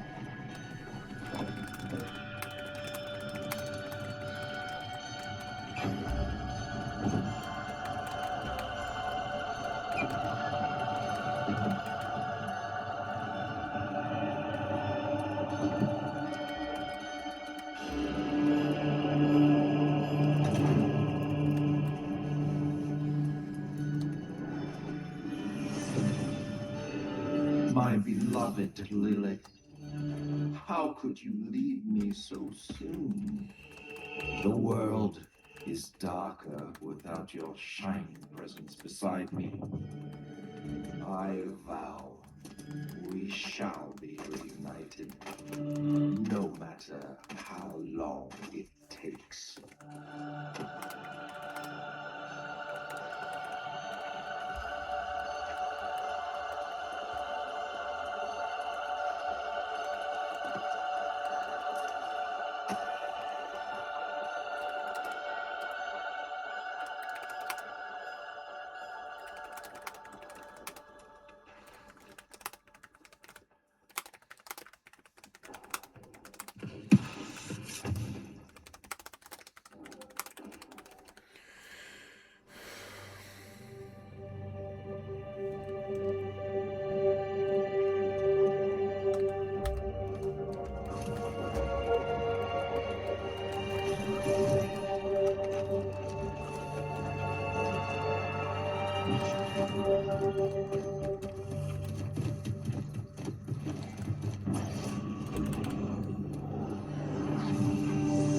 There's a way to bring back my love, an ancient power called the Tear of Gaia. Why did you not tell me of this? Soon you shall be reunited at my side.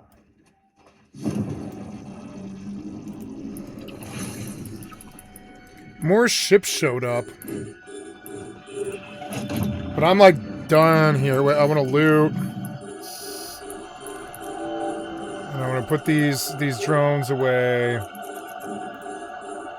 And I'm going to dock.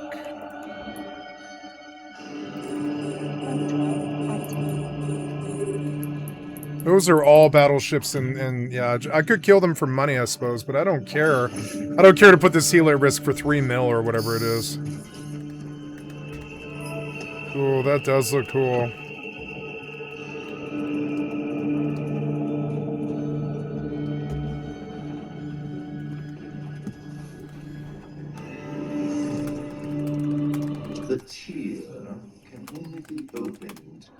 the blood of an Amar. I shall not spill yours. You are far too precious. But we Docking have permission requested. another Ooh, son, elite chest. our daughter. How fortunate we are to have her. Ooh, dark matter, spear, and ice gauntlet. Docking request. 730 spear. That's almost a contender.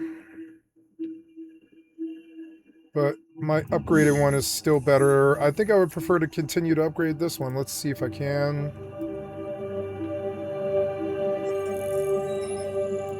There it is, 45, and I jumped to 743. My level went to 727.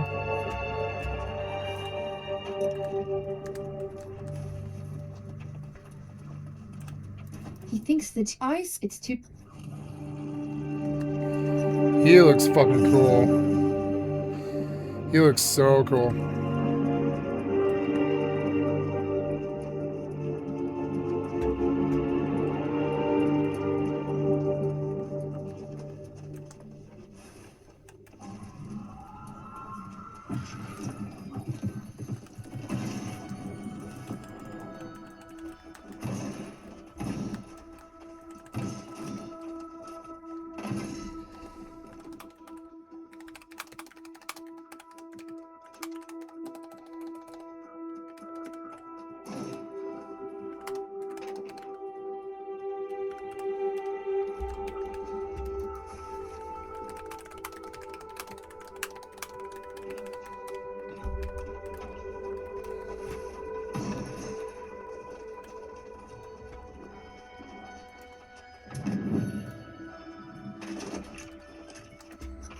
There's a jump pad. Oops.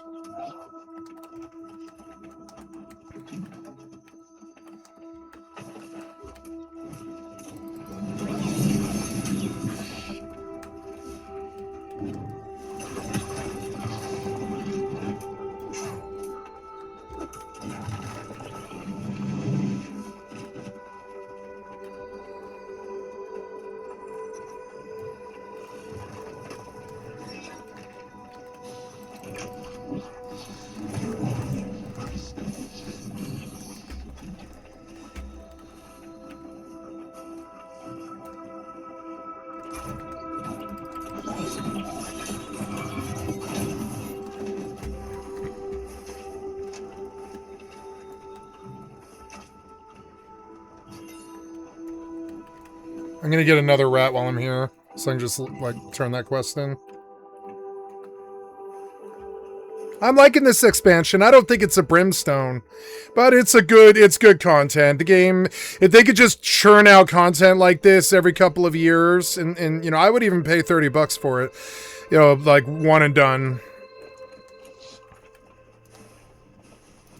I would kind of like to stay on that floor and kill a rat real quick, just so I can get it done.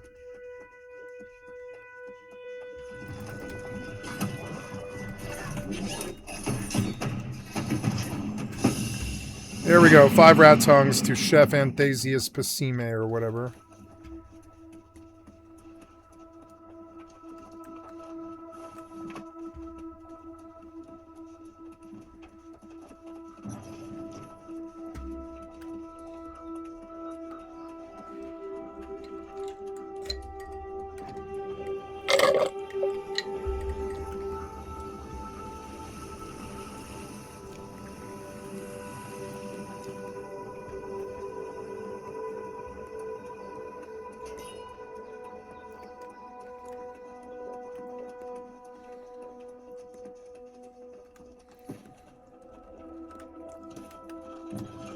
My head, it's.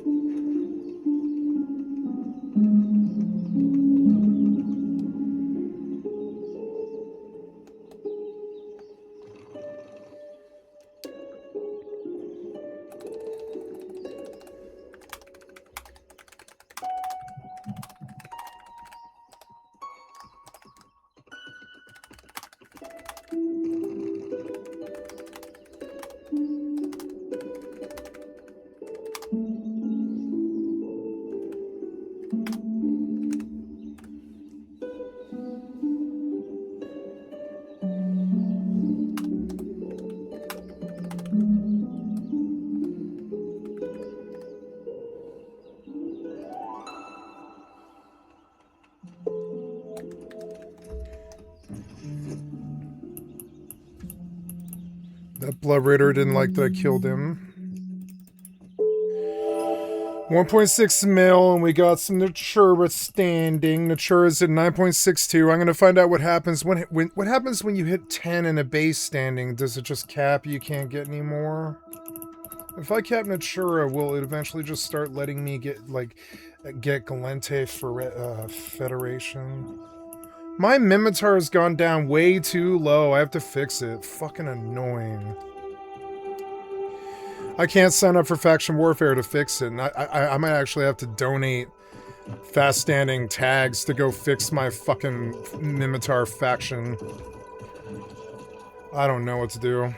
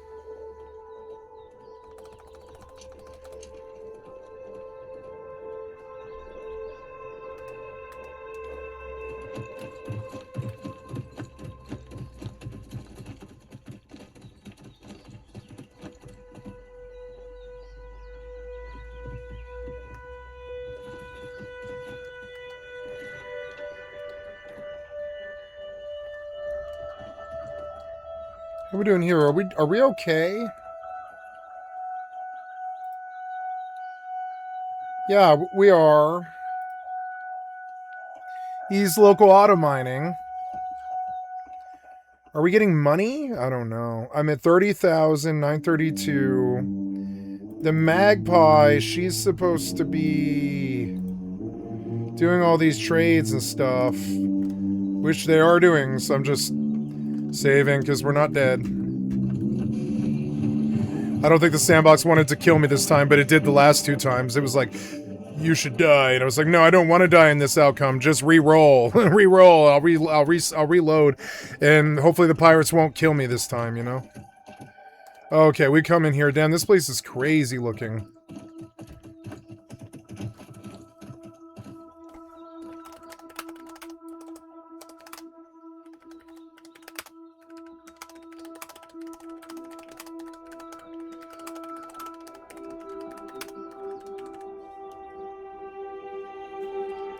They're going to Merc.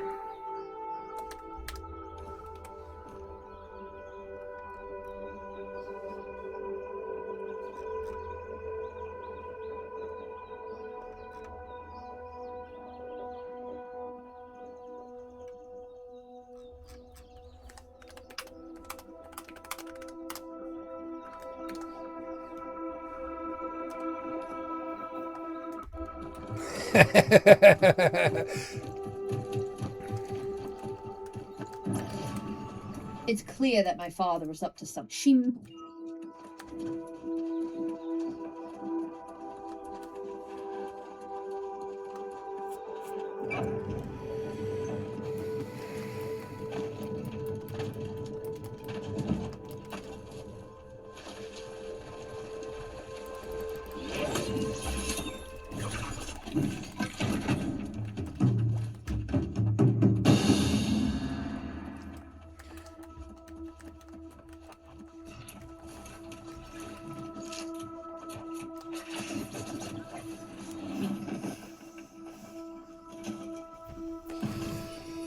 I love rapier, actually. Rapier is a good weapon.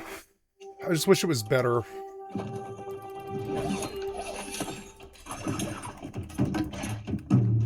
I like throwing the spear into their fucking face. I like this spear spec a lot. It's really mindless.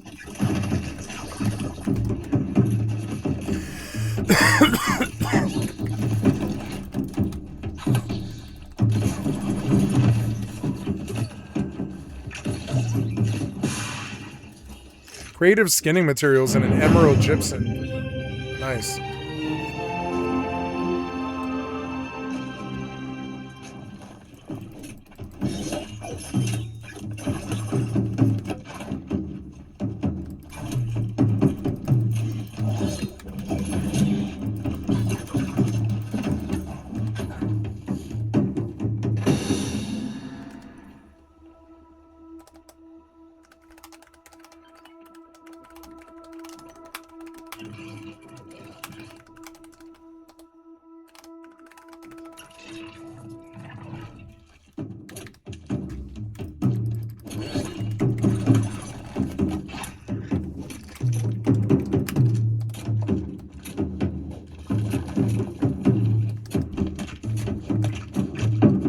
I couldn't type. I couldn't type. Let me out of here. Let me out of here.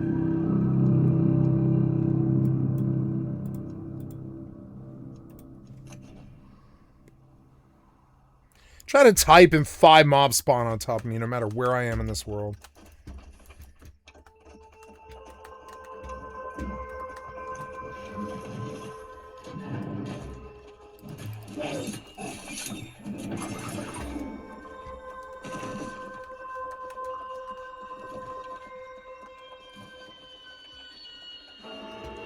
I want to cap first. I'm 68.5. I want to get to 70 first.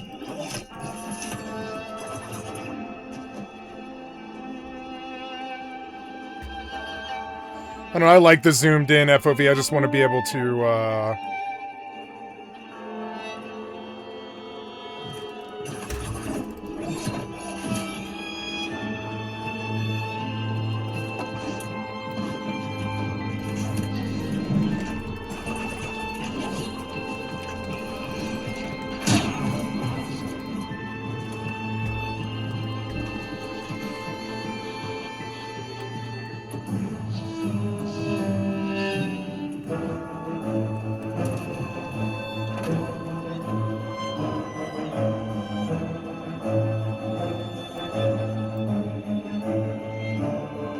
I'm done with this place, I guess.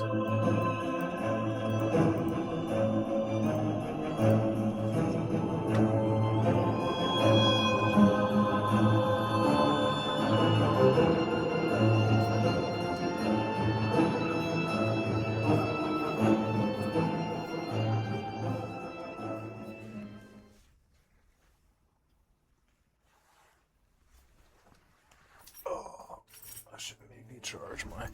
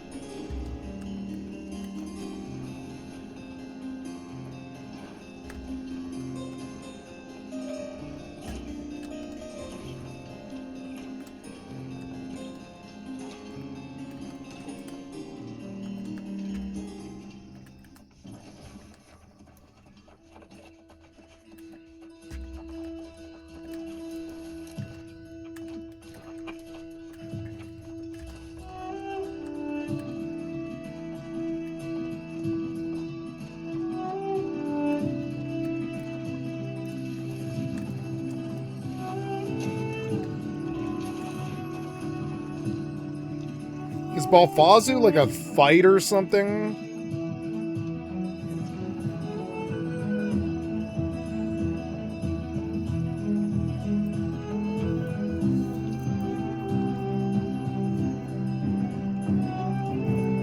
Oh, okay.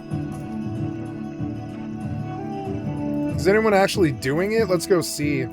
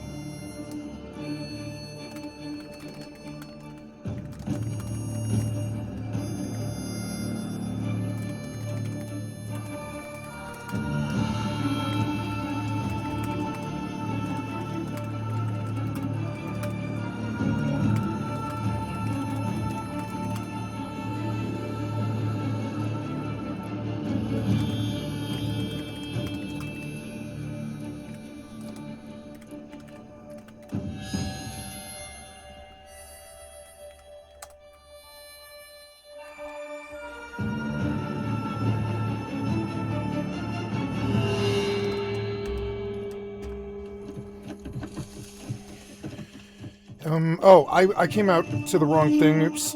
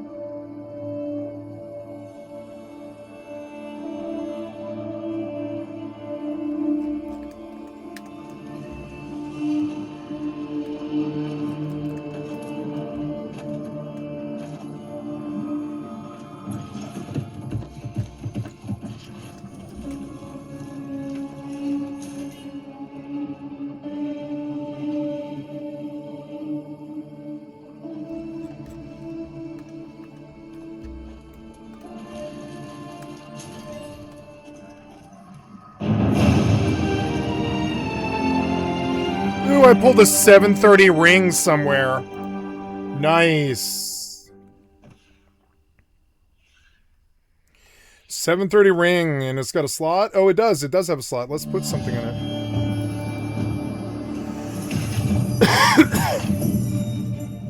$730 ring. All right. 743 spear. Yeah, that's it for upgrades, I think. 729 boots. Never mind, I got new boots.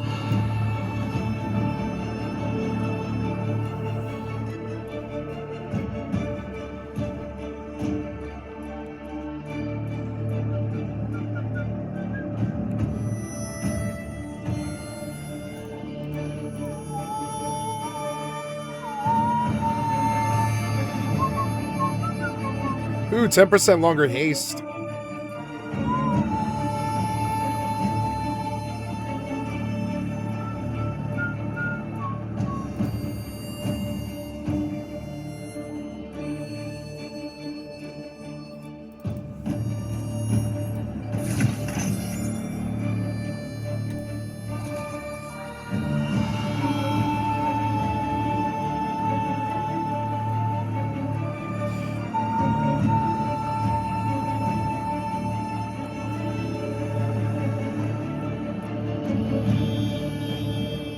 %3 lightning damage.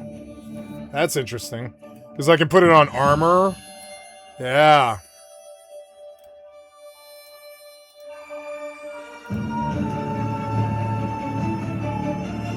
Wait, I can put this rune glass in my in this gem, which is just crazy. I don't think I should. I don't think I should, but I mean I can. I don't know. I don't want to do this, and you won't let me go back. What's going on? There.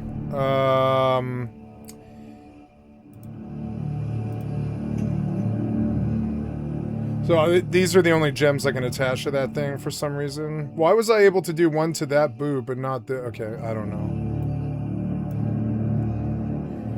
I guess you can't.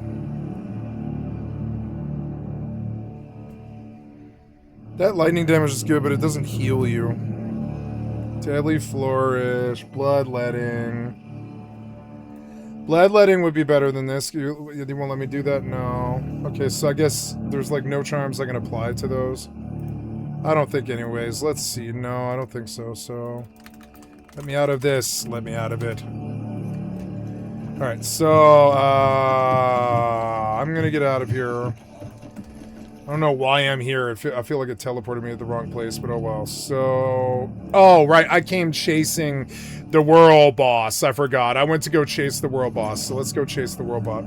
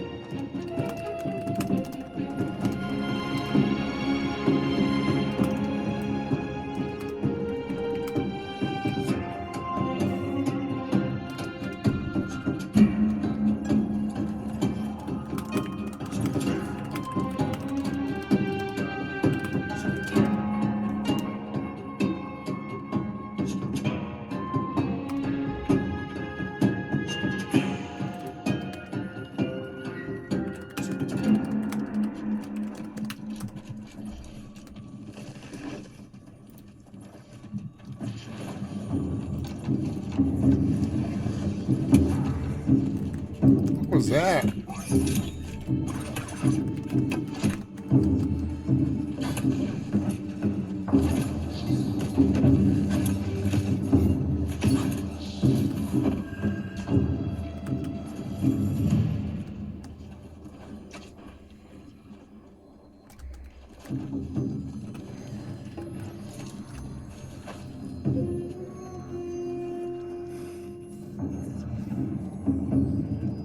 I didn't make it to this boss before they killed it again. Okay, it moved. I see, so it's a fast boss fight, I guess.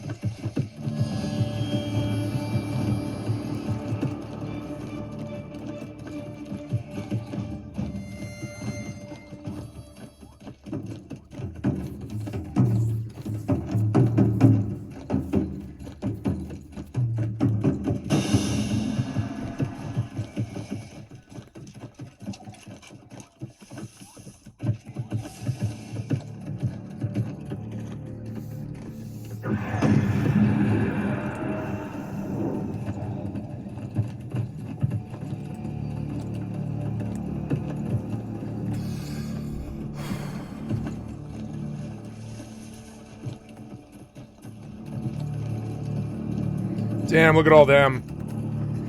I better get buffs up or I might die.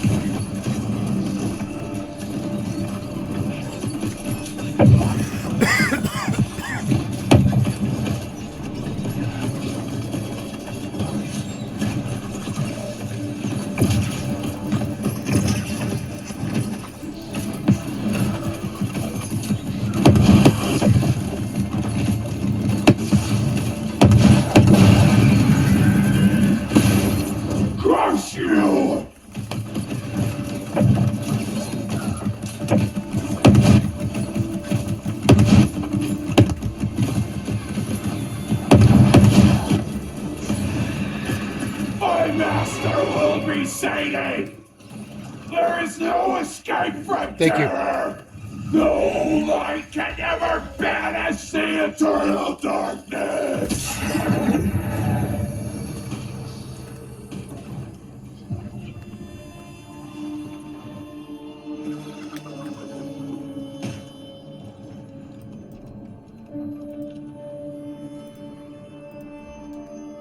New World's gonna be good. Ah, I'm dead again for some reason. Why? You're so annoying. Go back. I want a different outcome, fucker. You're so annoying.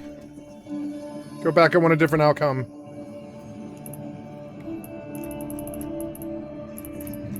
Stupid Sandbox constantly puts stupid pats on me that, like, might not be there the next time you save.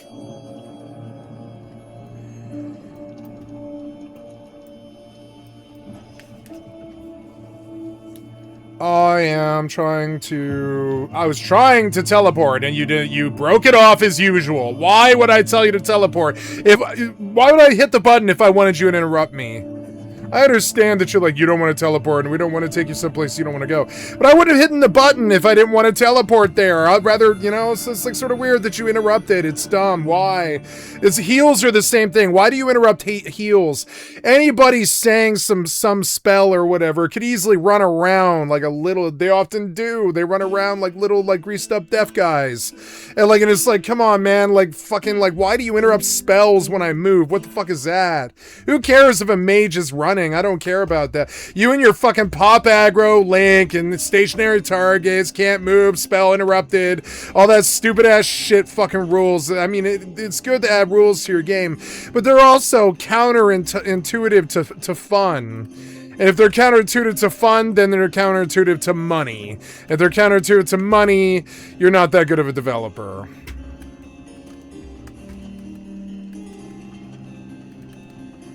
It's like, why do you interrupt my fucking teleports all the time? Fix the fucking game. Fix it. The same thing with spells and all types of other shit, too. This game's not that guilty of that, but there's other games that are. Like, spell interruption if you move. Spell interruption, who cares if somebody's moving when they cast? I don't care about that.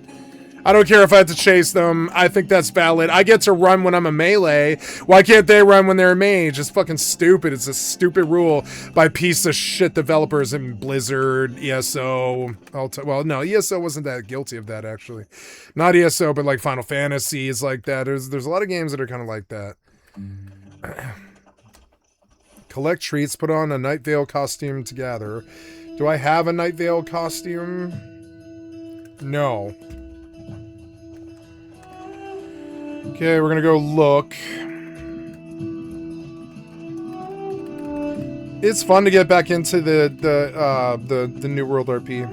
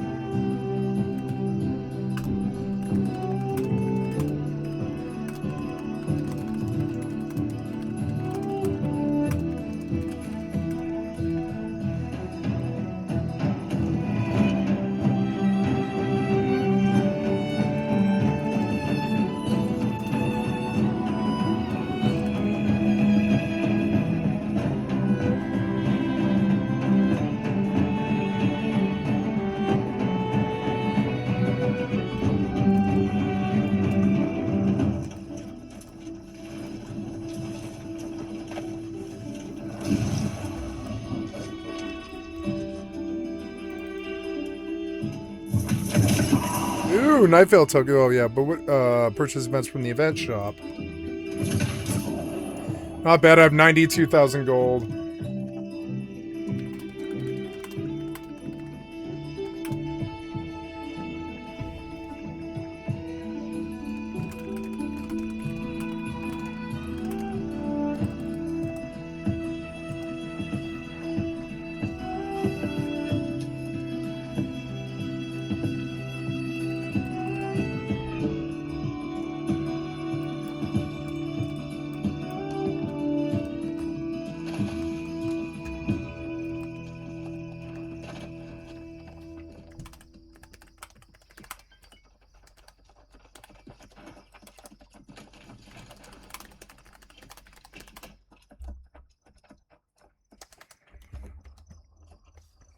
So we got the Halloween thingy done. I'm going back out to the zone now.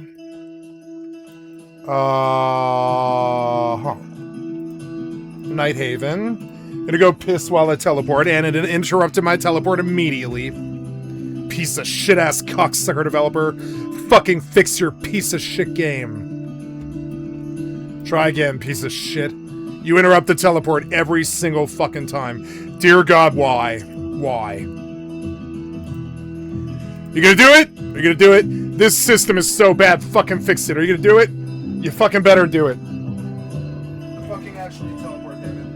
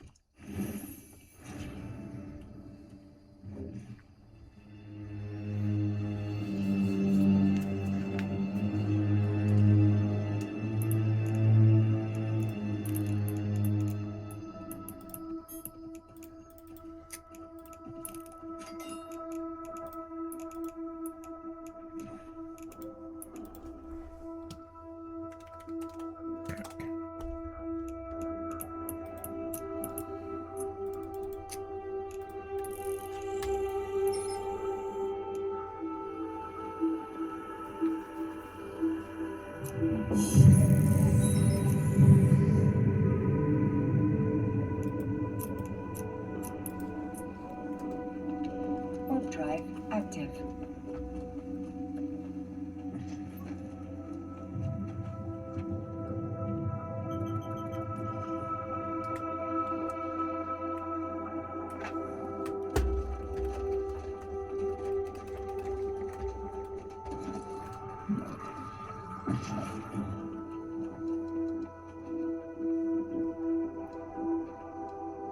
Maybe I should go to that chest.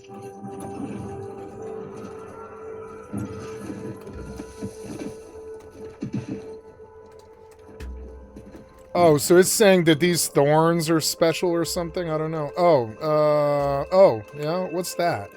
Docking permission requested. What is that? Odd. Well, I don't know.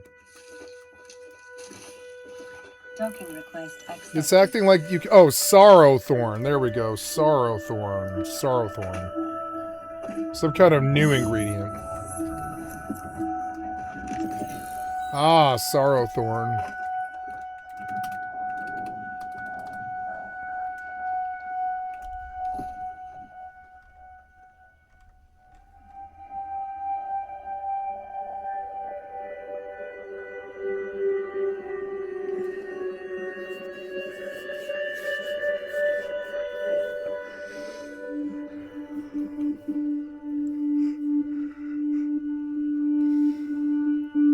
I don't see this stuff.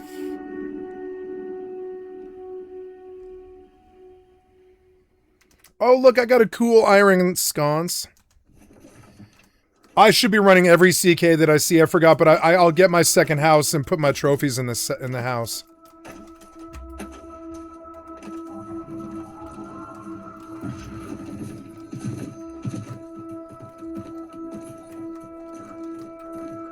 Potion of Fool's Sight. Oh, wow.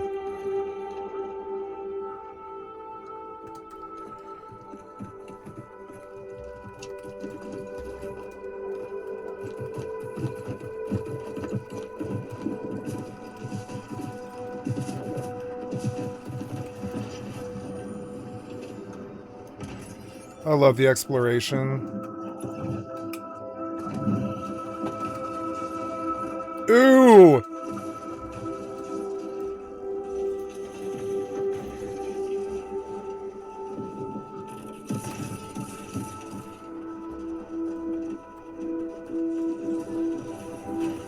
There's like people in there.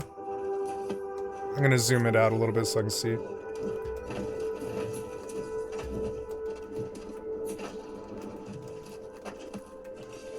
Wow.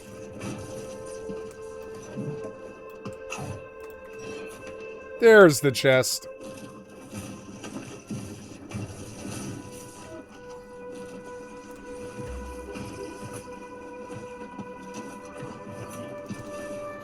No, wait, that's not the chest. The chest I want is over here.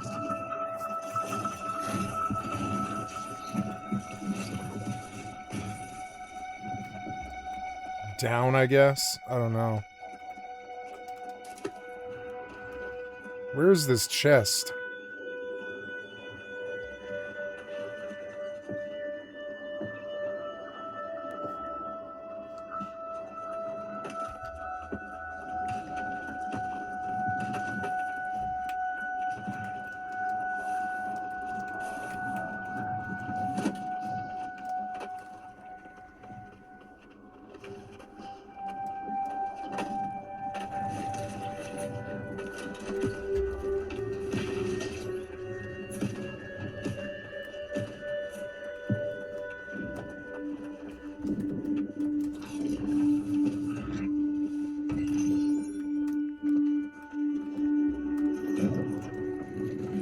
I cannot find this chest, and I'm just gonna leave. It's in this terrible mess, and I don't want to find it. Oh, wait, maybe that's it.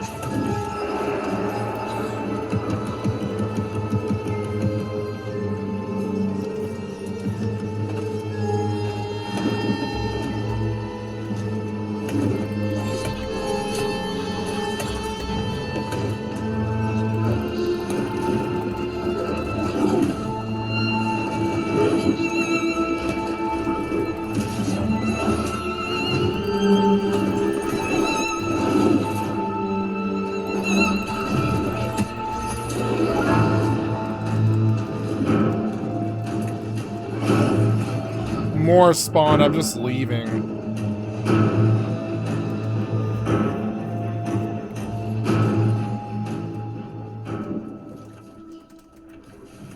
No, I don't want to be here anymore. I want to leave. Take me to CK. Take me to CK. Take me to CK.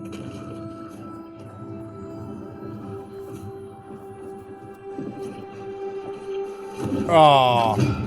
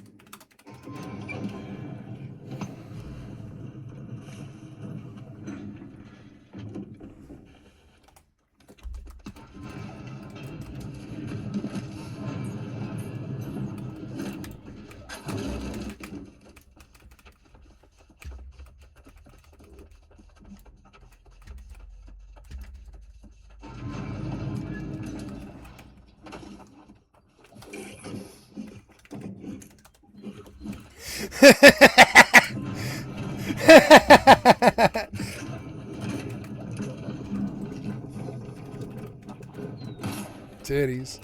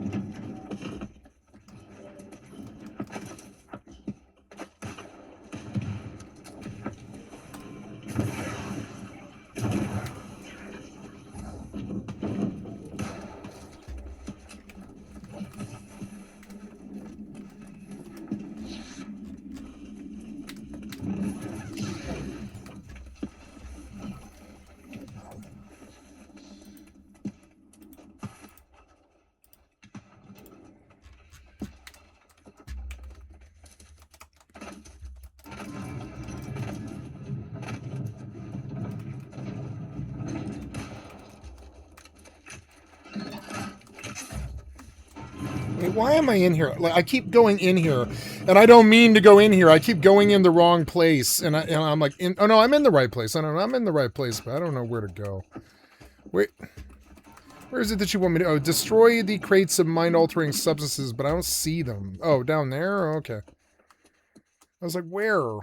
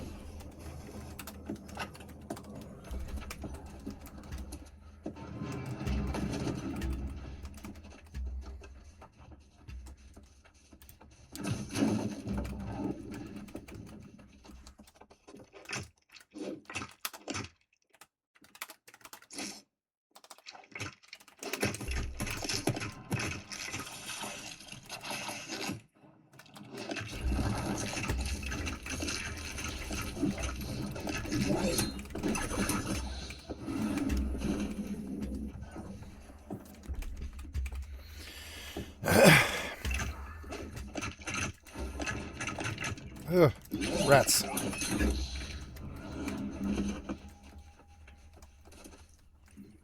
Fun as hell.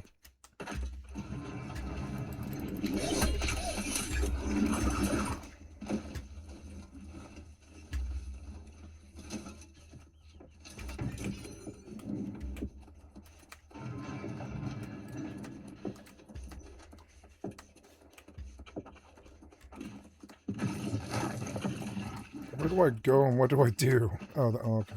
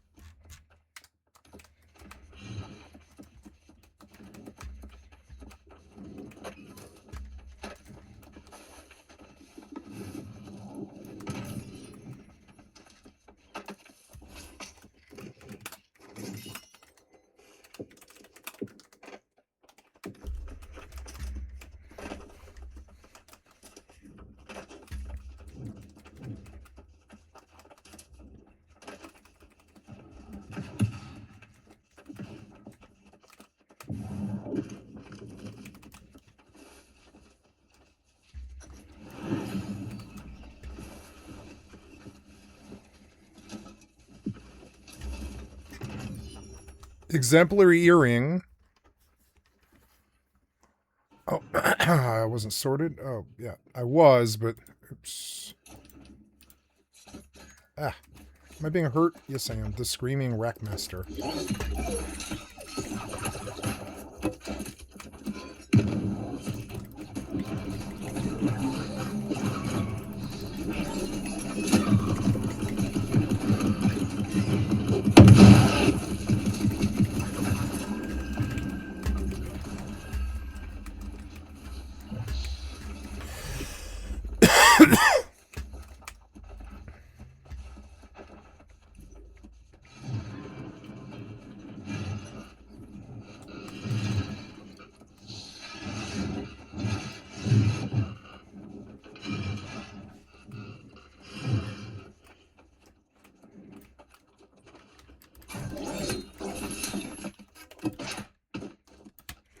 Spear has such good control. I don't know. I think the life staff is the other best weapon, in my opinion.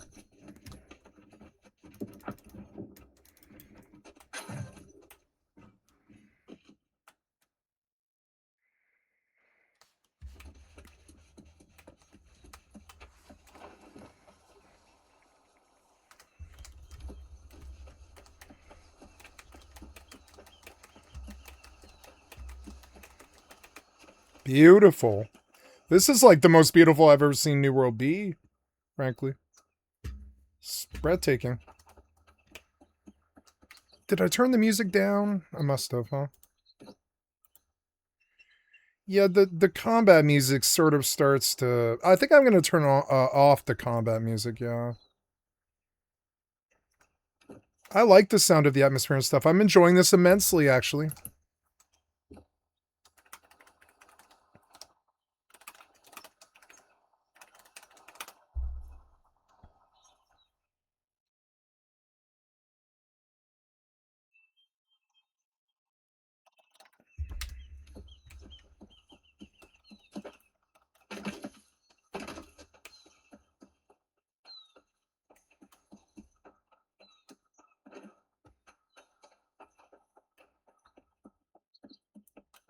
We were led astray.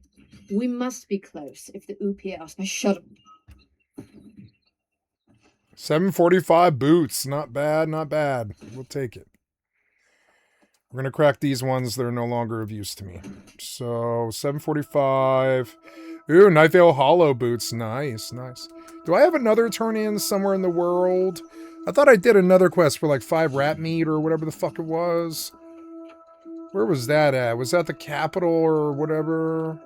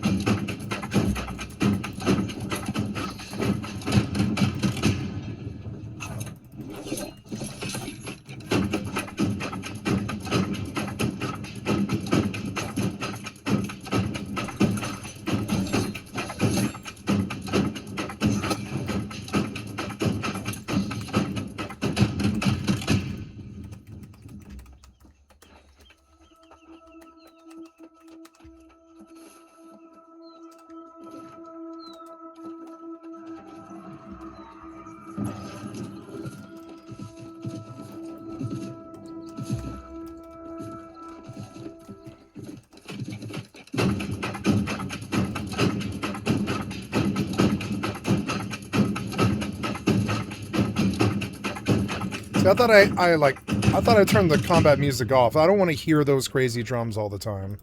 I don't. Mute the combat music. I'm sorry, it's just too aggressive. It changes the fucking vibe of the stream way too much.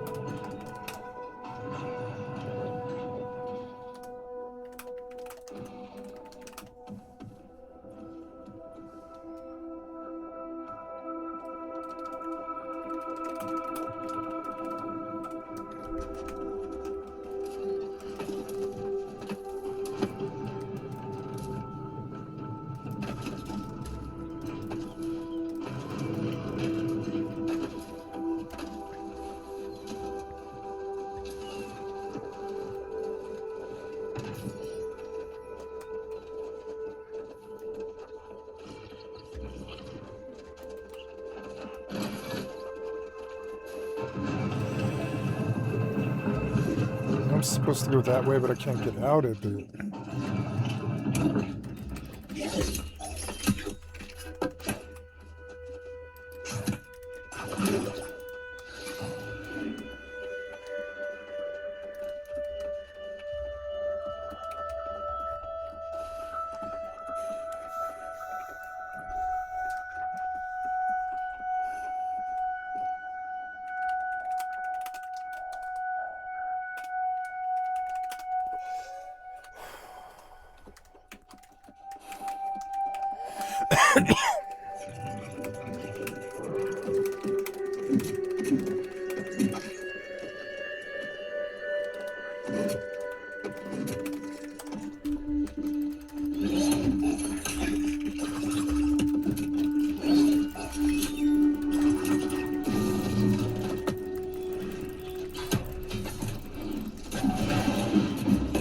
Oh, no! Why was there so many mobs in here? They just kept spawning. They kept spawning and spawning and spawning and spawning. I'm trying to type, damn it. I'm trying to type, please. It's an MMO. I'm trying to type. Please do not aggro me while I'm typing. You're so dumb. Well, I can say, what can I say? What can I say? Am I done there? No. Oh, yeah, I am done there. Am I done there? Oh, no. Oh yeah, I am done there. I'm done there. That's why. I don't need to be there.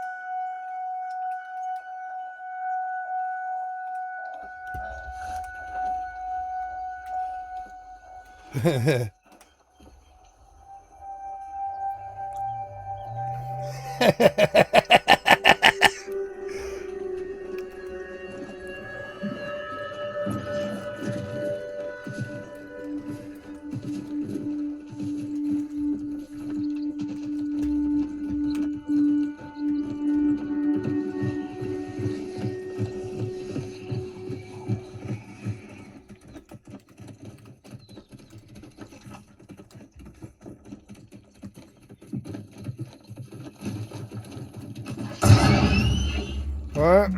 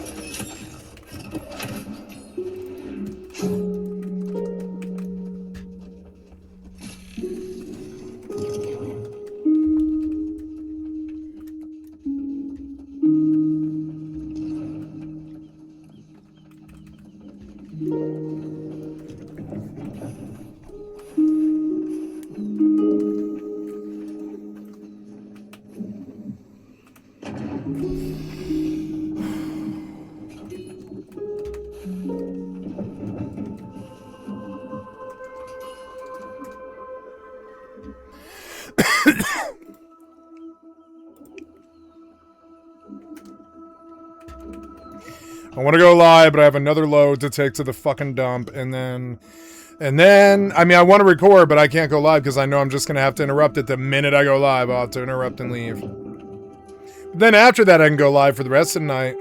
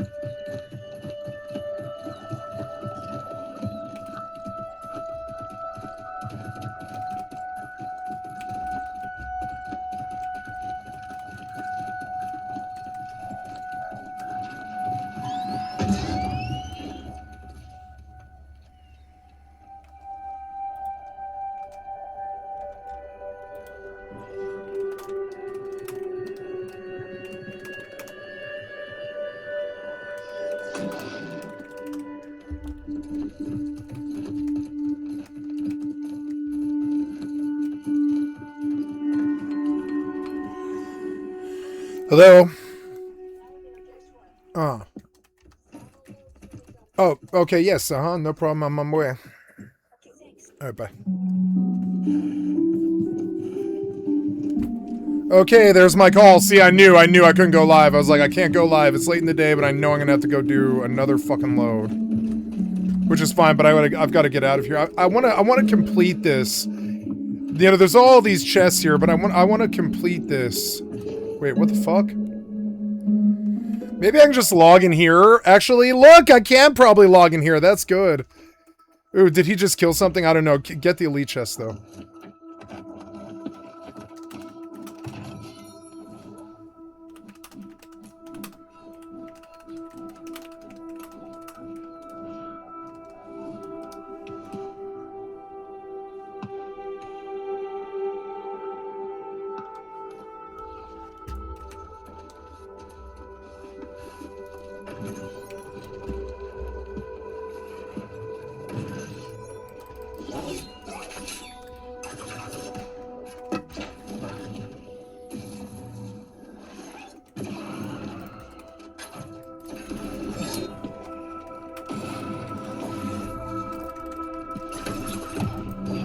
Killed me instantly. But I mean, I got the chest, so it doesn't fucking matter.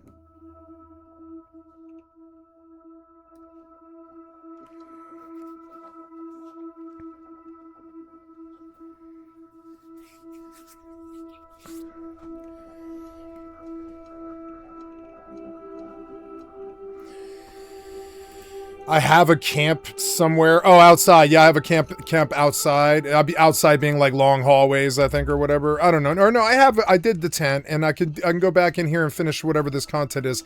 But I've got to go because the dump is closing, so got to get down there before it closes. So I've got to pause, and I'm not live, so I'm just gonna pause. Love you guys. See you in a bit. Hi guys, I don't think I'm going to go live tonight. Or, well, I could just go live. I don't think it matters. I think I probably will go live. Why not? I'm going to get drunk and play some games. Get in, play some New World. I have to do a queue because I have to go take care of my family. So, here we are. I am looking for Karama. Karama.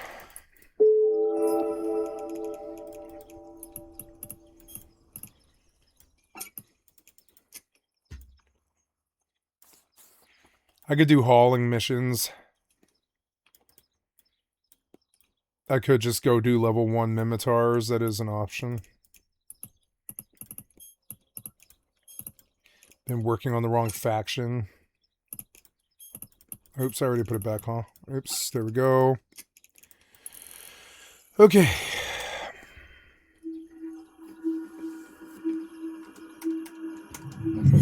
We're going live. What's up, guys? Watching the tail end of a Hysteria video. Playing New World, but I gotta wait for a queue because I just couldn't keep on. I had to go deal with a phone call, and then I had to go out and make sure the house was good and that the cats were okay. All this other stuff, and then cook dinner. And I was cooking dinner, and I was doing good with the queue. But then I had to, when I got a phone call, I had to go out and try and locate a cat. And when I got back, I lost my queue, and I was only at 300 or something like that too.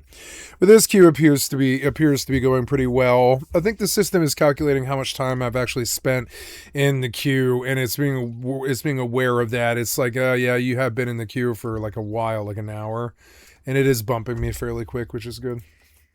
The piece detailed what their reporters found when they were able to obtain 18,000 messages from one of Jeffrey Epstein. It's good that there's a queue. It means that the game won't die. You know, there's still interest, and that's always good. I'm scared it'll blow up, but I mean, if it does, I'm one of those people that's set.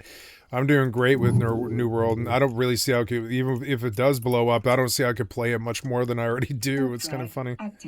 But anyways, hi guys, it's Skycatlive. What's up? It's 7:07 p.m. I'm on pausing. It's 10:14:25. It's a Tuesday night. I love you guys. It's good to see you. I just got through the Hysteria podcast whole treatise or whole summary of the Ghislaine Maxwell thing, and here we go. Email addresses.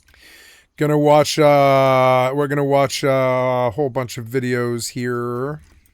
These messages span from 2002 until 2022, although after he died, most of the emails were marketing offers. So these Epstein messages confirm what we suspected based on publicly available information and the fact that Ghislaine Maxwell has a long history of having a tenuous relationship with the truth. Ghislaine Maxwell seems like she lied her face off to the feds on July 24th and 25th, 2025. During the DOJ interview, Maxwell played dumb about Epstein's sex trafficking operation and claimed she was kept in the dark about all the molestation that had been going on. Kept in the dark by who? You're the ringleader. Epstein's network of famous friends. Yeah, sure. You were kept in the dark by yourself. Yeah. Todd Blanche that her relationship with Epstein lessened considerably by 2004, but Epstein's emails show that this was complete bunk. The two were emailing each other nearly every day, sometimes multiple times per day. Alyssa, it's like me and you texting each other. I mean, come on. In the years after Ghislaine said that she and Jeffrey had started distancing themselves from each other, Ghislaine was managing his social calendar, getting him introduced to famous and important people, arranging private plane rides for friends and associates. According to a spreadsheet of gifts, Alyssa, she was suggesting and procuring gifts for the girls that she and Epstein have been accused of abusing. Things like SAT classes and Thai massage classes. All of this was recorded in a spreadsheet that detailed the type of gift, its recipient, its cost, and who arranged it. Ghislaine Maxwell's initials, GM, appear on many of the entries. Guess Maxwell Corporate Gifts lives on. One of the gifts listed was an $11,000 Rolex watch allegedly given to Tom Barrack in 2003. You might recognize that name, Alyssa, because Tom Barrack is currently serving as Donald Trump's ambassador to Turkey. And a representative of his said that he'd never received a gift of any kind from Jeffrey Epstein, for what it's worth. Contrary to her testimony to the DOJ, Ghislaine did have detailed information about what kind of trouble Epstein was in and why. In 2008, while Epstein's lawyers were in the thick of negotiating his sweetheart deal with Alex Acosta, Maxwell advised Epstein on which charge would be preferable for his defense: lewd and lascivious conduct versus procuring minors for prostitution. Charmingly, Ghislaine wanted to make sure they kept the word prostitute in there in reference to the teenagers the pair terrorized. In 2014, Maxwell and Epstein talked in detail about how to smear the character of accuser Virginia Roberts Giuffre in the media, at one point mulling if they should leak that she dabbled in witchcraft, did a lot of drugs, and had lied about being raped in the past. A New York Daily News report published shortly thereafter questioned Giuffre's credibility using many of the details discussed over email by Ghislaine. And this wouldn't be a Jeffrey and Ghislaine update without Jizz. Ew. I'm sorry. It's her nickname. According to Bloomberg, days after Epstein's Palm Beach property was raided by the FBI, Ghislaine emailed Jeffrey about a fertility treatment. She said, quote, "You can do the sample at home," and then reminded him that he must collect all of his ejaculate within 90 minutes of her procedure. What did they do to Ghislaine? What did they do with Jeffrey's little cup of Jeffrey? Unclear from the emails. Ooh, but what is clear is that Ghislaine is ride or die in the worst way possible. Now, more Epstein files keep coming out in a drip, drip, drip. So by the time you see this, there'll probably be more stuff that you wish you could scrub from your brain. Now back to your previously recorded programming. The White House has also claimed that the government simply cannot release the files because a judge said they must remain sealed. But since when have they cared about listening to judges? I mean, I'm old enough to remember when Trump claimed that it was legal for him to have stacks of classified documents in a bathroom at Mar-a-Lago because as the former president, he was able to declassify any document he wanted with his mind.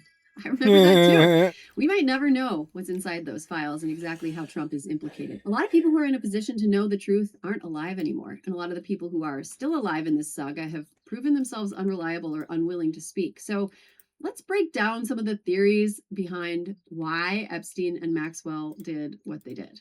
The most straightforward, Occam's razor explanation is to take everything we know at face value.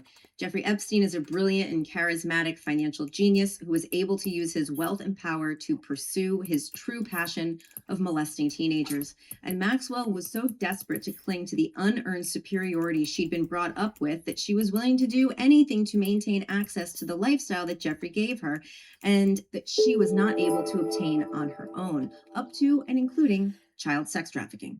More out there is the theory that Epstein and Maxwell were involved in the Maxwell family business. No, not newspapers, Alyssa, spying. The theory goes that, like Maxwell's father, allegedly, Epstein was working for Israeli intelligence. At least one high-profile source affiliated with the intelligence agency has alleged that Epstein and Maxwell were running a surveillance and blackmail operation, filming powerful men having sex with underage girls and using the presence of those recordings to extract money and information. The downside of the theory is that the source is unknown. Fabulous. Okay.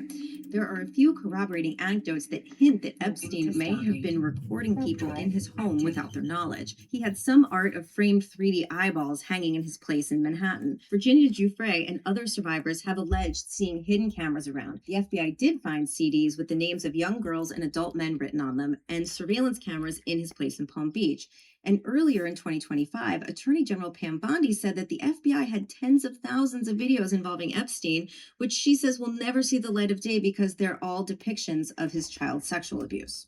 Okay, but like, then why aren't we like arresting dozens and dozens of like child sexual abusers? It doesn't make any sense. This case, Erin, has collectively melted our brains. It sure doesn't help that so many people close to Ghislaine Maxwell have died tragically or mysteriously. Part of my brain that already was seeing little conspiracies everywhere tells me that she must be still alive for a reason. Like, in addition to Epstein, at least 22 people associated with the case have died mysteriously, and many of the deaths took place after Epstein's, like Epstein pal, former New Mexico Governor Bill Richardson, who died in his sleep in September 2023.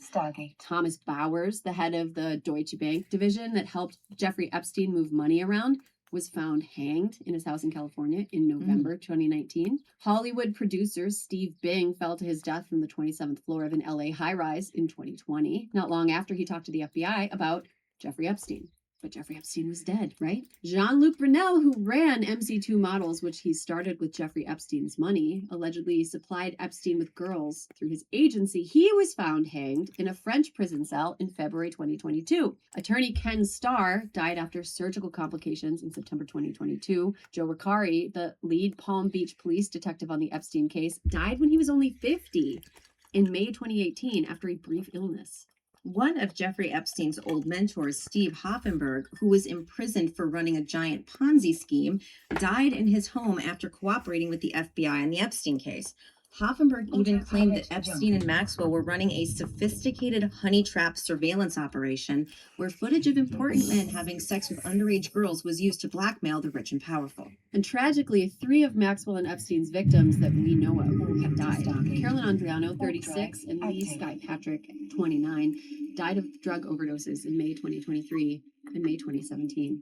And Virginia Roberts Giuffre, the survivor whose tireless and fearless advocacy likely emboldened so many others to come forward, died of an alleged suicide in April of 2023. Before she died, she wrote a memoir that is supposed to be published this fall, which we'll be definitely purchasing on its pub date if Amazon doesn't have a little accident and all of a sudden its systems just happen to go down that day.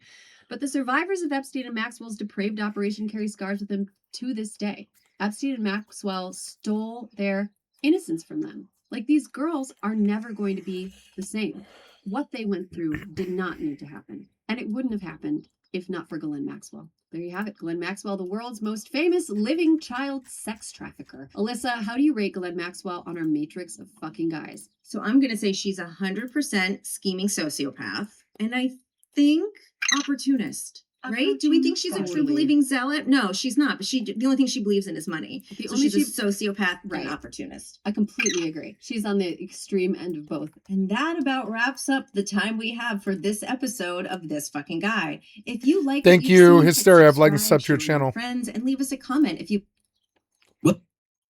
Welcome back to the Philip DeFranco Show. You daily dive into the news. I have another road show for you today, which if you're new here just means it's the same show, but I come to you from exotic locales like nondescript room where it looks like maybe I'm in witness protection. But it is Tuesday and there's a lot to talk about, starting with this. This is crazy. Washington Post, The Times, NPR, The Guardian, hell, even Newsmax and The Washington Examiner, they're all kissing the Pentagon goodbye. Right? Outlets across the political spectrum, they're refusing to sign the Pentagon's new rules for members of the press. And you may remember we talked about about this a few weeks ago when the first version of the new rules were dropped. Right? They demanded that journalists promise to not use any information that hasn't been expressly approved for release, even if it's unclassified. And any journalist who refused would risk having their press badge and Pentagon access revoked. We've let Nazis take over our government, and it's not too bad. I think they're going to force us to fight them. Bro in charge, Pete Hegseth, saying at the time, the press does not run the Pentagon. The people do. The press is no longer allowed to roam the halls of a secure facility. Wear a badge and follow the rules or go home. And as you can imagine, or at least as some would hope, that was met with a good deal of pushback, with many saying that these rules, they're a blatant violation of the First Amendment. And we saw leaders and organizations like the National Press Club saying, if the news about our military must first be approved by the government, then the public is no longer getting independent reporting. It is getting only what officials want them to see. That should alarm every American. And with that said, in response to that outcry, there were negotiations between the Pentagon and the Press Association. But then a new list of rules being dropped last week, clarifying that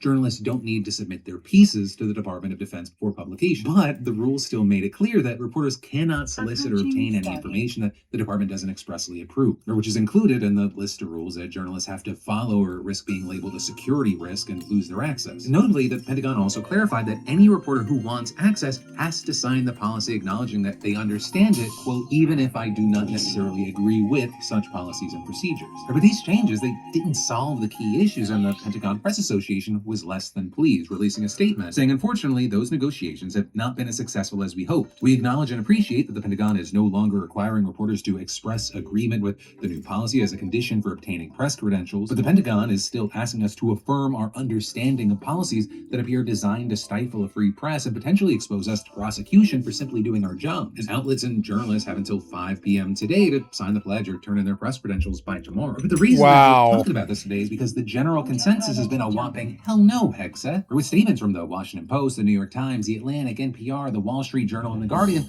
all confirming they won't be signing a damn thing. Also, generally agreeing that it's an egregious violation of the First Amendment. And you saw things like an opinion piece by veteran NPR reporter Tom Bowman saying, signing that document would make us stenographers parroting press releases, not watchdogs holding government officials accountable. And again, you even saw refusals from I'm sorry. The spokesperson for Newsmax saying they have, quote, no plans to sign the letter, and adding, we are working in conjunction with other media outlets to resolve the situation. We believe the requirements are unnecessary and onerous and hope that the Pentagon will review the matter further. And in fact, reportedly at this time, the only outlet that has signed at this point is One American News. Sorry. And with that, you had their president, Charles Herring, saying in a statement yesterday that his staff had signed the revised rules after, quote, thorough review by their attorney. And then, as far as the response from Hegseth and Team Trump, it's kind of what you'd expect, right? With Hegseth using the waving emojis in response to the outlet's statement about refusing to sign, and then adding in a tweet, Pentagon access is a privilege, not a right. And you also had a spokesperson for the Pentagon laying the blame all on the outlets and their reporters, accusing them of moving the goalpost, and saying that the policy does not ask for them to agree, just to acknowledge that they understand what our policy is, and saying this has caused reporters to have a full-blown meltdown, crying victim online. We stand by our policy because it's what's best for our troops and the national security of this country. So right now, it's not looking like the Pentagon's going to be reconsidering these restrictions. But what we do know is that if they don't, there could be a lawsuit on the horizon. The Pentagon Press Association reportedly retaining legal counsel and lawyers for news organizations that have been deeply involved in the whole situation from the beginning. You've got CNN reporting that some outlets are said to be considering taking that plunge. But then next up, in the news, Charlie Kirk is getting the Presidential Medal of Freedom today. Right? And today would have been his 32nd birthday, and Congress actually approved resolutions declaring today a National Day of Remembrance for Kirk. As well, it's not actually a national holiday for many, especially those on the right. People are using the day to send tributes or discuss Charlie and his life. Right? Happy birthday, Charlie Kirk has been one of the top trending topics today. And actually, in some places, there are events honoring him, like in Florida's capital, which is hosting a candlelight vigil. Though definitely one of the biggest things is Trump awarding him the Medal of Freedom, which is the U.S. government's highest civilian honor. Right? By the time that you're listening to this, the ceremony might already be underway, and his wife, Erica Kirk, is expected to accept this award on his behalf. Right? And then with that, you had Trump writing on Truth Social this morning that, quote, the crowd for Charlie K's Presidential of Freedom presentation is so big and enthusiastic that I moved it out to the new Rose Garden where everyone can see the Presidential Wall of Fame and the Palm Court renovation. And, you know, while you have many happy about this event, you also have others sharing kind of many of Charlie's controversial comments and questioning if he actually deserves this medal. Right? And that is, you've had others disturbed that this is coming as Trump's been been targeting and cracking down on left-leaning groups, with many arguing that he used Charlie's death against his political opponents. The Guardian even published a piece accusing Trump of exploiting Kirk's killing, with one Harvard professor claiming that MAGA has been chomping at the bit to use political violence as a pretext to go after their enemies. But then next up today, Alex Jones just took a major L thanks to the Supreme Court. Because this morning, the justices rejected his attempt to appeal the $1.4 billion defamation ruling against him. Because this all has to do with the Sandy Hook case, where he claimed the shooting was a hoax staged by crisis actors, and he was ordered to pay nearly $1 billion in damages for defaming the families, with a judge then tacking on another $500 million after that. And Alex Jones, he already filed for bankruptcy, so he told the court that the plaintiffs have, quote, no possible hope of getting the entire judgment. But they turned him down, and the justices didn't comment on the order. And so now Jones, he's fearing that the doors open for what might be his worst case scenario, though for many in the general public, it's kind of the funniest case scenario. Because in a filing last week, he suggested that the Supreme Court, they needed to intervene because InfoWars is apparently on the verge of being owned by the Onion. And Jones, he claimed that if the Supreme Court The Onion, this, his company, quote, will have been acquired by its ideological nemesis and Yep. destroyed. And that would confuse Jones's listeners and ultimately destroy that's Jones's the idea. very message. Now that said, you got outplayed, Alex Jones. Going to actually take over InfoWars. What That's now? Though nothing is set in stone. Because the Onion previously won an auction to own the site, but a later judge blocked that. Though now Jones's lawyers say a new attempt for the Onion to get its hands on the site is underway in Texas. And so still, there's a number of ways this could end up playing out, but today, not a good day for Alex Jones. And then I've got more news for you in just a minute. Is it ever a good day for Alex Jones? The old phone system. It's like trying to play Call of Duty on dial-up. And that is why today's sponsor, Quo, formerly OpenPhone, is your best move. Quo's the #1 business phone system built for how companies actually work today. Forget juggling 2 phones or being chained to dusty landlines. Quo runs on your phone and computer, so you can work from anywhere. Your team can share one number and handle calls and texts like a shared inbox, which means faster replies and happier customers. And I love that Quo is built-in AI, it logs calls, creates summaries, and automates next steps, so nothing slips through the cracks. Their AI agents can even answer calls, qualify leads, and route customers to the right teammates, so nobody's left hanging even after hours. Whether you're a solo hustler or leading a whole squad, Quo keeps you connected and makes your business look sharp. Over 90,000 businesses already use Quo to streamline communications and level up customer relationships. And switching, it's painless. They'll even port your existing numbers for free. No missed calls, $350, not no bad. missed customers, just smarter business. So get started for free, plus 20% off your first 6 months at QUO.com/Phil, or use that QR code. It's QUO.com/Phil. Quo, no missed calls, no missed customers. But then next up in the news, how long will this government shutdown last? That's a question that many Americans are asking as the shutdown officially enters its 3rd week. And yesterday, you saw House Speaker Mike Johnson having this to say. We're barreling toward one of the longest shutdowns in American history unless Democrats drop their partisan demands and pass a clean, no-strings-attached budget to reopen the government and pay our federal workers. But Democrats, they've shown no signs of backing down from what Johnson described as their partisan demands. Or with them saying that Republicans are to blame for the shutdown because they refused to pass healthcare protections for millions of Americans. And now 2 weeks in, there appears to be no headway on negotiations. Instead, Senate Republicans just keep holding votes over and over again on the same exact bill to reopen the government. In fact, they're set to vote on the measure for the 8th time later today. Oh wow, there's literally been zero indication that anything has changed from all the other times the vote has happened. And so with this stalemate dragging on, it looks like Johnson could be correct about this being one of the longest shutdowns. Or with the longest shutdown by far being 34 days, and that took place during the last Trump administration starting in December of 2018 and dragging well into January. And even that was standout. The previous record holder was the shutdown under Bill Clinton that stretched from December 1995 to January of 1996, and it lasted a total of 21 days. And so with this current battle clocking in at day 14 today, it's already up there in the top 5 longest shutdowns. And as this war drags on, the Trump administration has now started following through with a key threat: more mass firings of the federal workforce. On Friday, the White House Budget Office announced that it had officially started firing federal workers, with the agency also saying in a court filing that 4,000 employees would be terminated. And specifically, the departments said to be hit the hardest are Treasury and Health and Human Services. They could lose as many as 1,400 and 1,100 employees, respectively. Though also, both of those departments are quite large, and smaller agencies could actually see a larger percentage of their overall workforce cut. Like the Education Department, for example, which is set to lose 400 employees, and that's nearly 20% of the entire workforce because Trump already cut around half the agency's employees since taking office. And while it wasn't immediately clear exactly which programs would be impacted, you did have Trump once again repeating his threat to target Democrats. Or when he was asked for specifics during a press conference on Friday, Trump said that Democrats deserve to be targeted because they let illegal immigrants into the country. And then, the president launching into a rant about immigration and then seemingly getting confused over whether he was talking about migrants or federal workers. Because we want people to come in, but they have to come in legally. So what we're doing is as as these different groups come due, we're going to make a determination. Do we want them or not? And I must tell you, a lot of them happen to be Democrat oriented. These are people that the Democrats wanted that in many cases were Your skill has increased. not appropriate. We fought them at the time, and it was ultimately signed in. And some of these people, these are largely people that the Democrats want.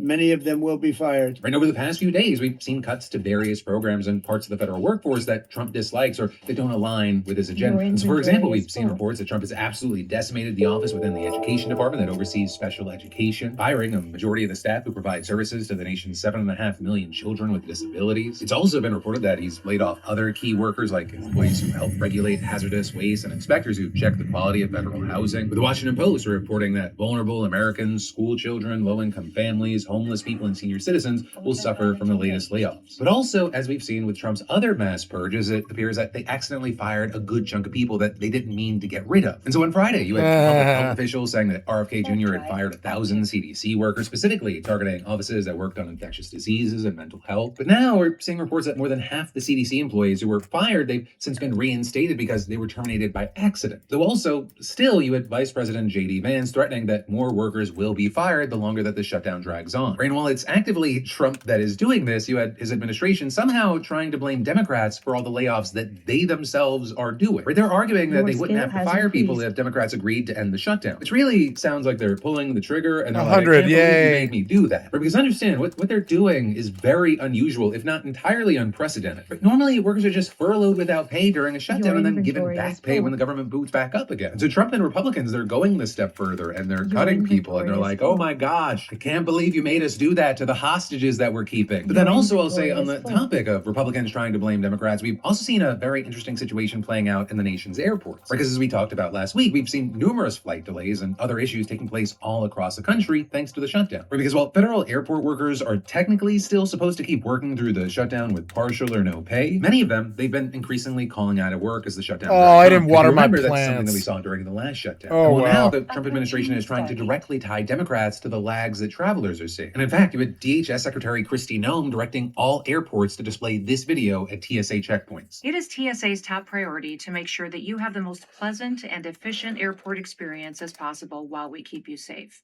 However, Democrats in Congress refuse to fund the Democrats federal in government. Congress. And because of this, many of our operations are impacted, and most of our TSA employees are working without pay. We will continue to do all that we can to avoid delays that will impact your travel.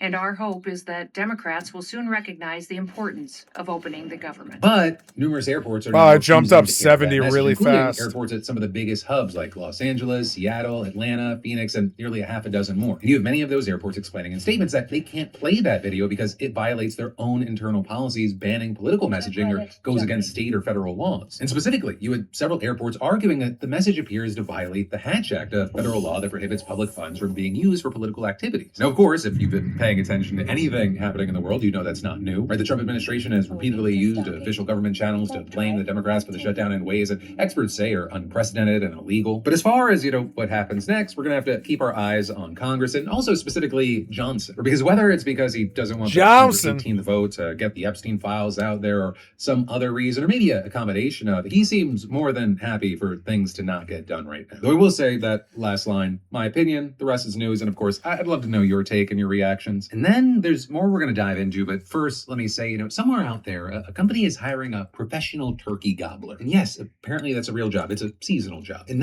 it's why today's sponsor, ZipRecruiter, exists, right? They're the smartest way to hire for the holidays, for literally any job, and really any time of the year. Because finding the right person for a role, whether it's a haunted corn maze worker, snowplow driver, or your next accountant, it's not easy. And right now, you can try it for free at ZipRecruiter.com/DeFranco. You see, ZipRecruiter's matching technology works fast to connect you with top talent so you don't waste time or money. And you can see right away how many job seekers in your area are qualified, which means no more posting and praying. Right, with their advanced resume database, you can instantly unlock contact information for top candidates and reach out directly. It's no wonder ZipRecruiter is the #1 rated hiring site based on G2. Here's the kicker. 4 out of 5 employers who post on ZipRecruiter get a qualified candidate within the first day. That means you can post today and have your new elf wrangler by tomorrow. So let ZipRecruiter find the right people for your roles, seasonal or otherwise. And again, right now you can try it for free at ZipRecruiter.com/DeFranco. One more time for the people in the back, that's ZipRecruiter.com/DeFranco. ZipRecruiter, the smartest way to hire. But then next up, In the news, Gen Z may have just toppled another government. Right, last month it was Nepal, and now it's Madagascar, that island nation off the southeastern coast of the African mainland. You know, to really appreciate this, I need to give you a little context. So Madagascar is a former French colony, and it's now one of the poorest nations in the world. I mean, you're looking at 75% of the country's 30 million people living below the poverty line, according to the World Bank, and only 1/3 having access to electricity, according to the IMF. And so with that in mind, we actually saw protests kicking off in the country late last month in response to chronic water and power cuts.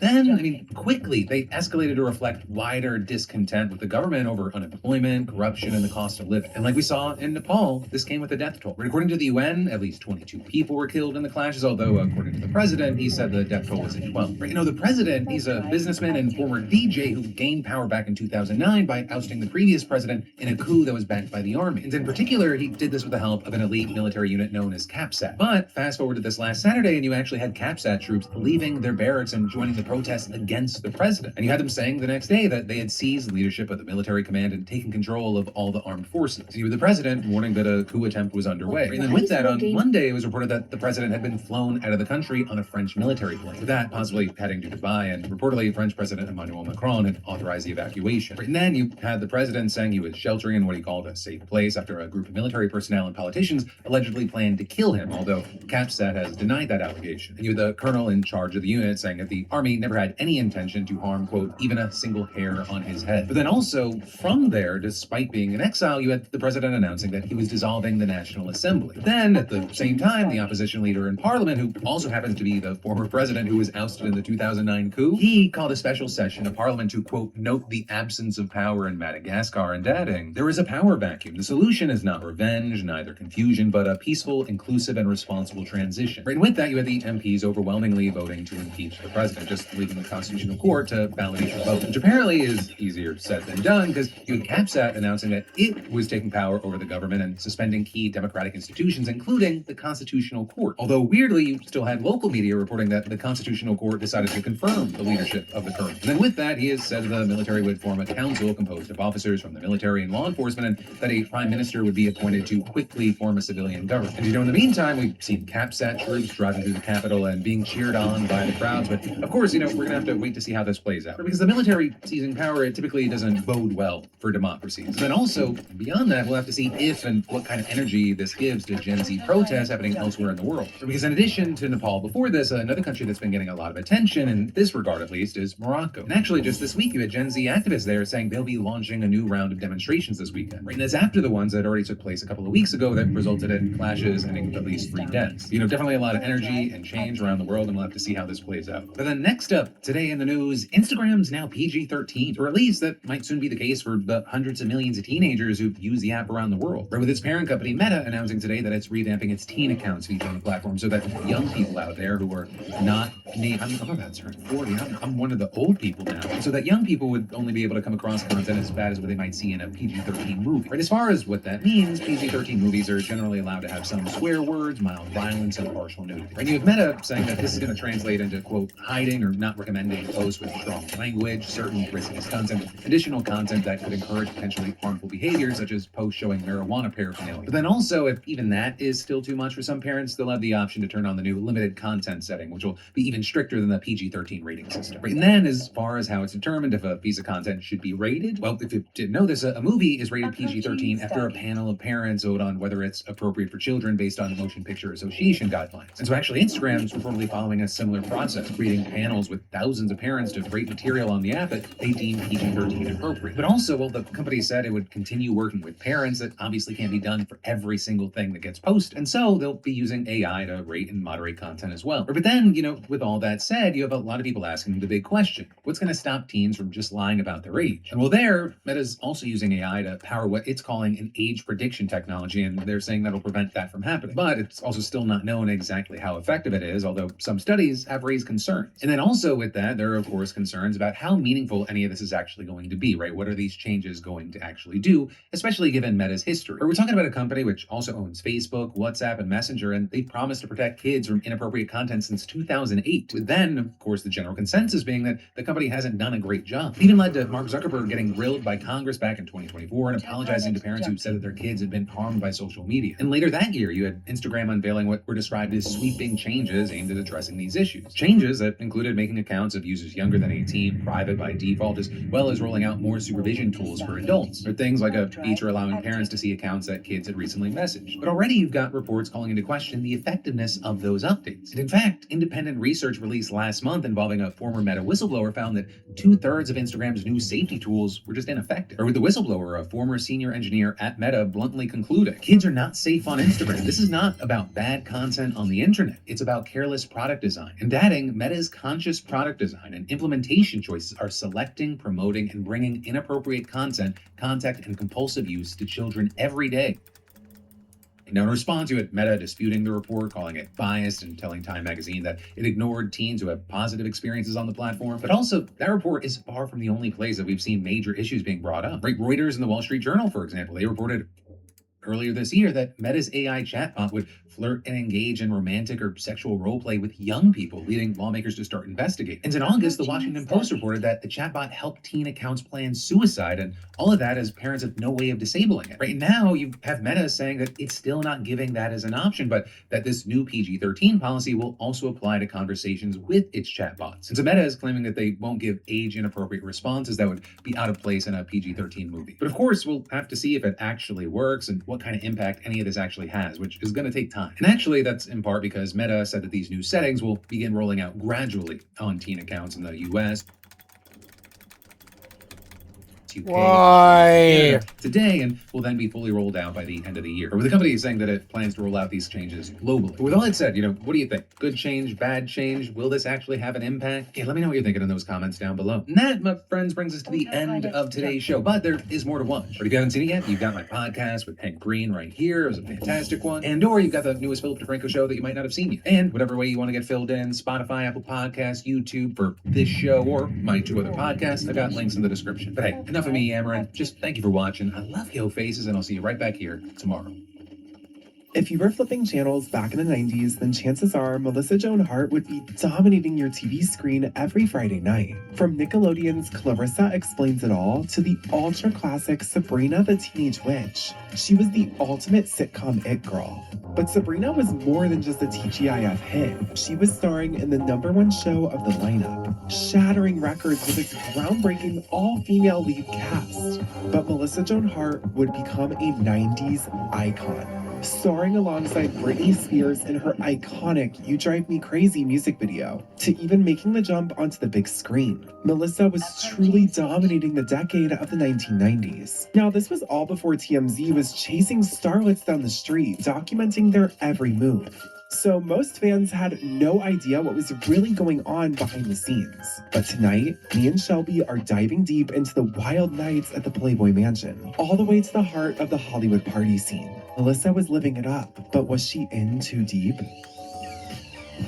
As one singular magazine spread nearly sent her entire career crashing down in front of the entire world. So grab a snack, because we're about to dive deep into the magical and mystical world of Melissa Joan Hart, and just how she cast the spell and became one of the most iconic 90s icons of all time.